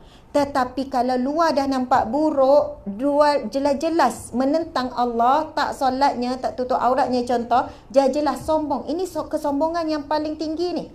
Contoh anak kita suruh, dek tolong mak jap ambil air, mak dahaga, ambil lah sendiri. Kalau anak jawab macam tu lah kan, lawan kita, kita cakap apa? Ya Allah, kita pun cubit kan, apa melawan cakap mak ni, mak suruh ni. Contoh benda-benda yang besar lah. Kita akan cakap anak ni melawan. Tapi Allah dengan kita, banyak kita lawan Allah. Tapi Allah tak pernah pun terus cubit kita. Maksudnya terus lepas lawan Allah, buat satu kemungkaran, buat maksiat, terus jatuh longkang. Tak ada, Allah sangat baik. Tak ada Allah tarik nikmat daripada kita. Allah sangat baik dengan kita. Sedangkan Allah mampu buat benda tu sekelip mata. Nak kata Allah sangat sabur, Allah ya sabur, Allah yang maha penyabar. Allah sangat sabar dengan kita. Kita panggil anak kita tuan-tuan, Along, dia diam. Kita tahu, kita nampak dia duduk main telefon. Along, panggil kedua. Lepas 5 minit panggil lagi Along. Tuan-tuan buat apa kalau anak macam tu? Ke tuan-tuan, tak apa Along, it's okay Along tak datang, it's okay. Oh tak adanya, bapak ni akan pergi dekat Along tu, rampas telefon, dengar tak abah panggil tadi? Subhanallah, Allah panggil kita, hayya ala salah. Datang semayang, pujuk. Tunggu 15 minit tak datang lagi. Tunggu setengah jam tak datang lagi. Sejam pun tak datang lagi. Pukul 3 tak solat Zuhur lagi. 3:30 tak solat Zuhur lagi. Ada apa-apa berlaku tak pada kita? Tak ada. Allah boleh je buat kita buta ke, buat apa, semuanya Allah boleh buat. Nak kata Allah ya sabur, Allah yang paling penyabar. Sebelum kita cakap anak kita degil, kita lagi degil dengan Allah. Lagi kita tak ubah cara komunikasi hubungan kita dengan Allah, hubungan kita dengan anak, dengan isteri bermasalah. Tadi saya tak cerita habis pasal suami tu tak dam pun. Tapi saya nak bagi tahu, subhanallah, orang yang jaga solat, orang yang jaga aurat tapi dalamannya tak baik, ia menunjukkan insya-Allah dengan dia jaga aurat, dengan dia jaga solat, lama-lama dalaman dia akan baik. Tapi orang yang tak jaga zahir, subhanallah, itu menunjukkan hati dia pun sakit. Kita tak boleh cakap hati dia mungkin baik daripada kita. Tapi dari sudut logik akal yang kita cakap buah tadi tu pun begitulah logiknya. Sesuatu perbuatan yang buruk pada zahir, ia mesti daripada dalam. Sebab Nabi bersabda, ala inna fil jasadi mudghah, dalam tubuh badan manusia ada seketul daging. Wa iza salahat salahal jasadu kullu, apabila daging itu baik, baik seluruh anggota badan. Wa iza fasadat fasadal jasadu kullu, bila daging ini buruk, busuk, maka buruklah seluruh anggota badannya. Kata-katanya pun akan buruk, pelakuannya akan buruk. Ala wahya qalbun, katalah itu adalah hati. Yang zahir akan melambangkan hati. Subhanallah. Okey, jadi soalan apa ni tadi tu? Pasal suami tu.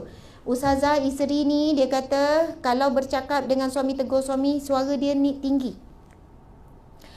Kalau menjawab pun salah, tak jawab pun salah. Kalau tak jawab, kenapa diam? Betul lah tu salah. Contoh kan, kenapa diam? Kalau jawab pun salah. Sian orang lelaki. Biasa tuan-tuan buat apa? Malah layan. Saya ada satu kisah untuk muhasabah orang perempuan. Klien saya datang. Isteri ni, kita ada buat session, ada satu slot, saya tahu masa dah nak habis, tinggal lebih kurang. Okey, dah habis pun. Dah 11.03 minit. Tapi ada pengajaran yang sangat bagus daripada cerita kisah benar ni. Ringkas je. Saya bagi isteri dengan suami isteri, okey puan, tuan, sekarang adalah sesi untuk masing-masing boleh luar. Siapa nak mula dulu? Ustazah, saya dulu, isteri. Saya mula dulu, Ustazah. Saya ada tak banyak pun, Ustazah, ada 10 perkara je yang saya nak sebutkan pada suami saya. Suami ni kan muka pun macam tu kan. Dia pun cakap, pertama saya harap suami saya gini-gini. Kedua, Ustazah, ketiga, perempuan pandai susun ayat, tuan-tuan. Bunyi soleha je ayat. Subhanallah, Ustazah, insya-Allah. Dia selit-selit tu. Saya pun sedar kelemahan saya, Ustazah, tapi untuk suami saya, perempuan kan mulut manis kan. Dia cakap. Lepas tu, okey puan, terima kasih. Sekarang encik, peluang untuk encik, saya harap isteri diam ya. Puan jangan cakap apa-apa. Kalau saya tak cakap macam tu, sekali si suami sebut, mama jawab. Okey, sekarang untuk encik pula. Suami diam. Saya habis cungkil. Encik, cakaplah encik. Takkan tak ada satu. Diam. Diam je. Lepas tu akhirnya saya bagi kertas. Okey encik, kalau encik tak nak cakap, encik boleh tulis. Orang isteri pun kena bagi. Kalau tak ada aktiviti, isteri ni akan jadi lain macam. Okey. Jadi saya bagi juga kertas, tulis. Okey. Sekarang kita tulis. Saya memang suka buat macam tu. Nanti akan buat tanda tangan. Kemudian ni, saya akan buat salinan untuk saya, salinan untuk ni. Sebab apa yang kita cakap, lepas tu janji kita pada pasangan biar bertulis. Sebab akan datang, bila datang sesi yang seterusnya, saya akan keluarkan balik, dah buat belum apa janji kita nak berubah untuk pasangan. Cakap senang, buat senang. Masa tu kalau tak ada Ustazah, saya tak buat. Baliklah, nanti datang balik. Sebab saya kata kalau klien tak nak bagi kerjasama, tak nak ubah, apa yang dia cakap dia tapi tak nak buat, tak ada apa yang berubah. Tapi biasanya mesti ada kaitan dengan solat. Saya kata orang lelaki tadi tu yang suami isteri makin teruk tu, saya kata encik ada masalah komunikasi dengan Allah. Sebab itu isteri encik dengan encik ada masalah komunikasi. Isteri suka makin mu. Habis tu saya kena buat apa Ustazah? Saya suruh Ustazah nasihat isteri saya, Ustazah nasihat saya pula. Sebab masalah encik bukan masalah saya.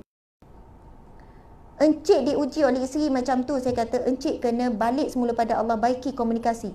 Solat tak boleh tinggal, itu saatnya kita bercakap dengan Allah. Solat dia awal waktu, cuba solat di masjid. Dia telefon saya balik, tak sampai 2 minggu, Ustazah, tak payah panggil lah isteri saya, Alhamdulillah banyak perubahan. Saya tanya siapa berubah sebenarnya? Betul lah saya berubah. Betul tuan-tuan puan-puan. Sebab itu Allah berfirman, setiap apa yang berlaku pada diri kamu, maksudnya kebaikan atau keburukan adalah disebabkan diri kamu sendiri. Ubah diri, ubah diri kita, subhanallah, Allah akan ubah orang sekeliling kita, insya-Allah. Baiklah. Lepas tu suami ni kan saya bagi kertas, dia tulis sikit, lepas tu dia potong. Lepas tu dia tulis, lepas tu dia potong balik. Isteri ni kan, Ustazah, boleh tak muka surat belakang? Betul. Dah habis muka surat sampai bawah, belakang pula. Saya kata boleh, bagilah buat aktiviti. Perempuan tak duduk diam. Okey. Lepas tu saya tanya, Encik, dah siap tu Encik? Kenapa Encik tak cakap, tak tulis? Saya tak boleh nak bantu Encik. Apa yang Encik nak daripada isteri apa semua? Lepas tu isteri ni kan menjawab, itulah Ustazah, saya tak ada apa-apa masalah. Nampak tak? Tengok. Dia tak ada apa nak komen saya pun. Saya okey, Ustazah, saya okey. Aduh, perasan betul lah. Memang pengerusi perasaan sedunia. Macam tu kan, persatuan. Saya okey. Tengok, dia tak satu pun dia tak boleh nak komen saya. Confident betul. Suami bila dengar isteri cakap macam ni, suami jawab, Ustazah macam ni, saya dah kahwin 20 tahun dengan isteri saya. Saya tahu buruk dia. Saya tahu kelemahan dia. Saya tahu di mana aib dia. Kalau saya nak tulis Ustazah, memang tak cukup kertas ni Ustazah. Tapi sebab saya kenangkan kebaikan dia, pengorbanan dia, dia susah payah mengandung melahirkan semua tu, saya tak sanggup tulis walaupun satu. Ustazah paksa macam mana saya tak akan tulis keburukan isteri saya. Isteri dia kat sebelah menangis-nangis. Menangis-nangis. Saya pun, saya nak sebut orang perempuan, kadang-kadang kita rasa kita menang, kita boleh sebut itu, ini pada suami. Bang, gini-gini. Awak sebagai suami, tadi saya dengar ceramah Ustazah Asma. Dia siap tambah. Ustazah tak cakap pun dia tambah. Guna nama Ustazah. Ustazah cakap macam ni, macam ni, bang. Gini. Bukan saya cakap, Ustazah cakap. Kan? Minta maaf kalau kita datang majlis ilmu tapi menampakkan aib orang lain, aib suami, aib orang lain, kita tak dapat manfaat apa-apa. Sebab itu dalam kitab Hidayatul Salikin, yang pertama, ilmu yang bermanfaat itu dia letak antara ciri bermanfaat, melihat aib diri sendiri, menambah ketakutan tentang Allah, menambahkan ni. Semua nampak diri sendiri. Tapi kalau kita dengar satu ilmu, nampak orang lain, menunjukkan ilmu tu bukan jadi manfaat untuk kita, jadi musibah untuk kita. Balik duk nampak keburukan suami, nampak keburukan anak. Tapi bila kita dengar, melihatkan kelemahan kita sebagai suami, tuan-tuan, tanggungjawab banyak benda tak buat, isteri, semua tengok diri sendiri, insya-Allah ilmu tu jadi bermanfaat. Kita boleh ubah diri kita dan kita boleh ubah orang sekeliling kita, insya-Allah. Subhanallah. Ada lagi ke soalan lain? Tak ada dah. Alhamdulillah. Jadi masya-Allah, MC pun dah berdiri kat situ, tu kira amaran tegas lah tu. Saya mohon maaf salah dan silap sepanjang perkongsian lebih kurang sejam setengah dengan tuan-tuan puan-puan sekalian. Mudah-mudahan dapat manfaat, dapat iktibar, insya-Allah. Tajuk kita pada hari ini, cinta isi dia nombor 3. Si dia tu selain daripada Allah dan Rasulullah. Saya sebenarnya antara persiapan yang saya buat untuk datang ke sini, ada beberapa himpunan kisah para sahabat yang sangat hebat, bagaimana mereka kerana Allah dan Rasulullah, mereka sanggup korbankan apa saja walaupun terpaksa mengorbankan anak dan isteri sebagai bukti tanda cinta kepada Allah dan Rasulullah. Kalau Nabi Ibrahim AS, Allah menguji cinta dia, Allah suruh sembelih anak. Betul tak? Allah tidak pernah meminta kita sesuatu benda yang sangat sukar sebenarnya. Tapi Nabi Ibrahim diuji dengan diperintahkan Allah supaya sembelih anak.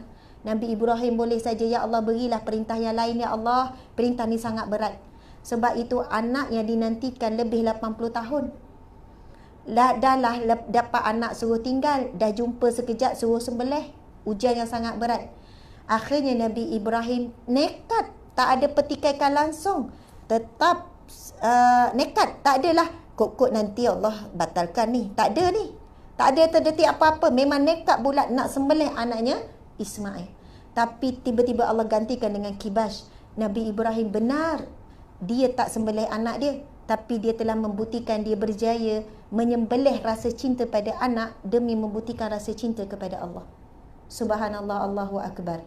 Sampai dalam Al-Quran Allah sebut, aku mengambil Ibrahim Khalila sebagai kekasihku, kesayanganku. Nabi Ibrahim naik darjat sebagai kesayangan Allah Subhanahu Wa Taala. Jadi para lelaki, tuan-tuan, para ayah, para isteri, para ibu sekalian, hari-hari kita akan diuji dengan cinta kepada manusia sekeliling, cinta pada kereta, cinta kepada handset, cinta kepada makan dan minum, cinta kepada rehat, cinta pada bos, cinta pada pekerjaan. Kita kena buat apa yang mampu kita buat, ialah jadikan semua itu perantaraan kita kepada Allah. Maksudnya datang ujian daripada melalui anak, ya Allah sabar. Sebab sabar itulah tanda cinta kepada Allah. Kerja masa panchkat ataupun tamprin terus baca bismillah, mana ya Allah aku bekerja kerana-Mu ya Allah. Jadi kerjalah sungguh-sungguh, cintailah pekerjaan kita. Ada orang bekerja 30 hari dapat gaji 30 hari. Tapi ada orang bekerja 30 hari dapat gaji 30 hari, dapat juga pahala daripada Allah 30 hari. Tapi kena jadikan kerja sebagai ibadah. Imam Al-Ghazali letakkan 3 syarat asas. Yang pertama, niat kerana Allah. Yang kedua, jangan campur maksiat dalam kerja. Jangan ada pergaulan bebas. Rakan sekerja lelaki, perempuan berdua-duaan pergi minum kat kafe dan sebagainya. Kita kata rakan sekerja kot khalayak ramai. Tapi itu dah dikira maksiat dah tu. Kalau suami kita nampak kita duduk minum air dengan suami orang lain, agak-agak suami marah tak? Kadang sebab atas dasar kerja kita merengangkan benda tu. Langgar syariat waktu kerja, kerja tak jadi ibadah. Yang ketiga, jangan sampai pekerjaan kita melengahkan kita daripada kewajipan kepada Allah. Sebab kerja semayang, tak semayang tinggal. Sebab kerja semayang lewat. Padahal kita boleh je dahulukan solat, ada waktu yang dah diperuntukkan. Tapi sebab kita makan 1 jam tu, semayang kelang kabut. Semayang dah kadang tak sah dan sebagainya. Semayang lewat dekat asar, jamak sekali. Bukan jamak dah tu, itu jamak takyah, bukan jamak takdim dah tu. Bukan jamak takhir ke dan sebagainya. Jadi mudah-mudahan insya-Allah hidup kita untuk Allah, mati kita juga untuk Allah. Akhirnya kita akan bertemu dengan Allah di syurga Allah, bertemu dengan Rasulullah sallallahu alaihi wasallam. Amin ya rabbal alamin. Sekian daripada saya. Wabila taufiq wal hidayah. Assalamualaikum warahmatullahi wabarakatuh. Waalaikumsalam warahmatullahi wabarakatuh. Alhamdulillah. Saya sudah dapat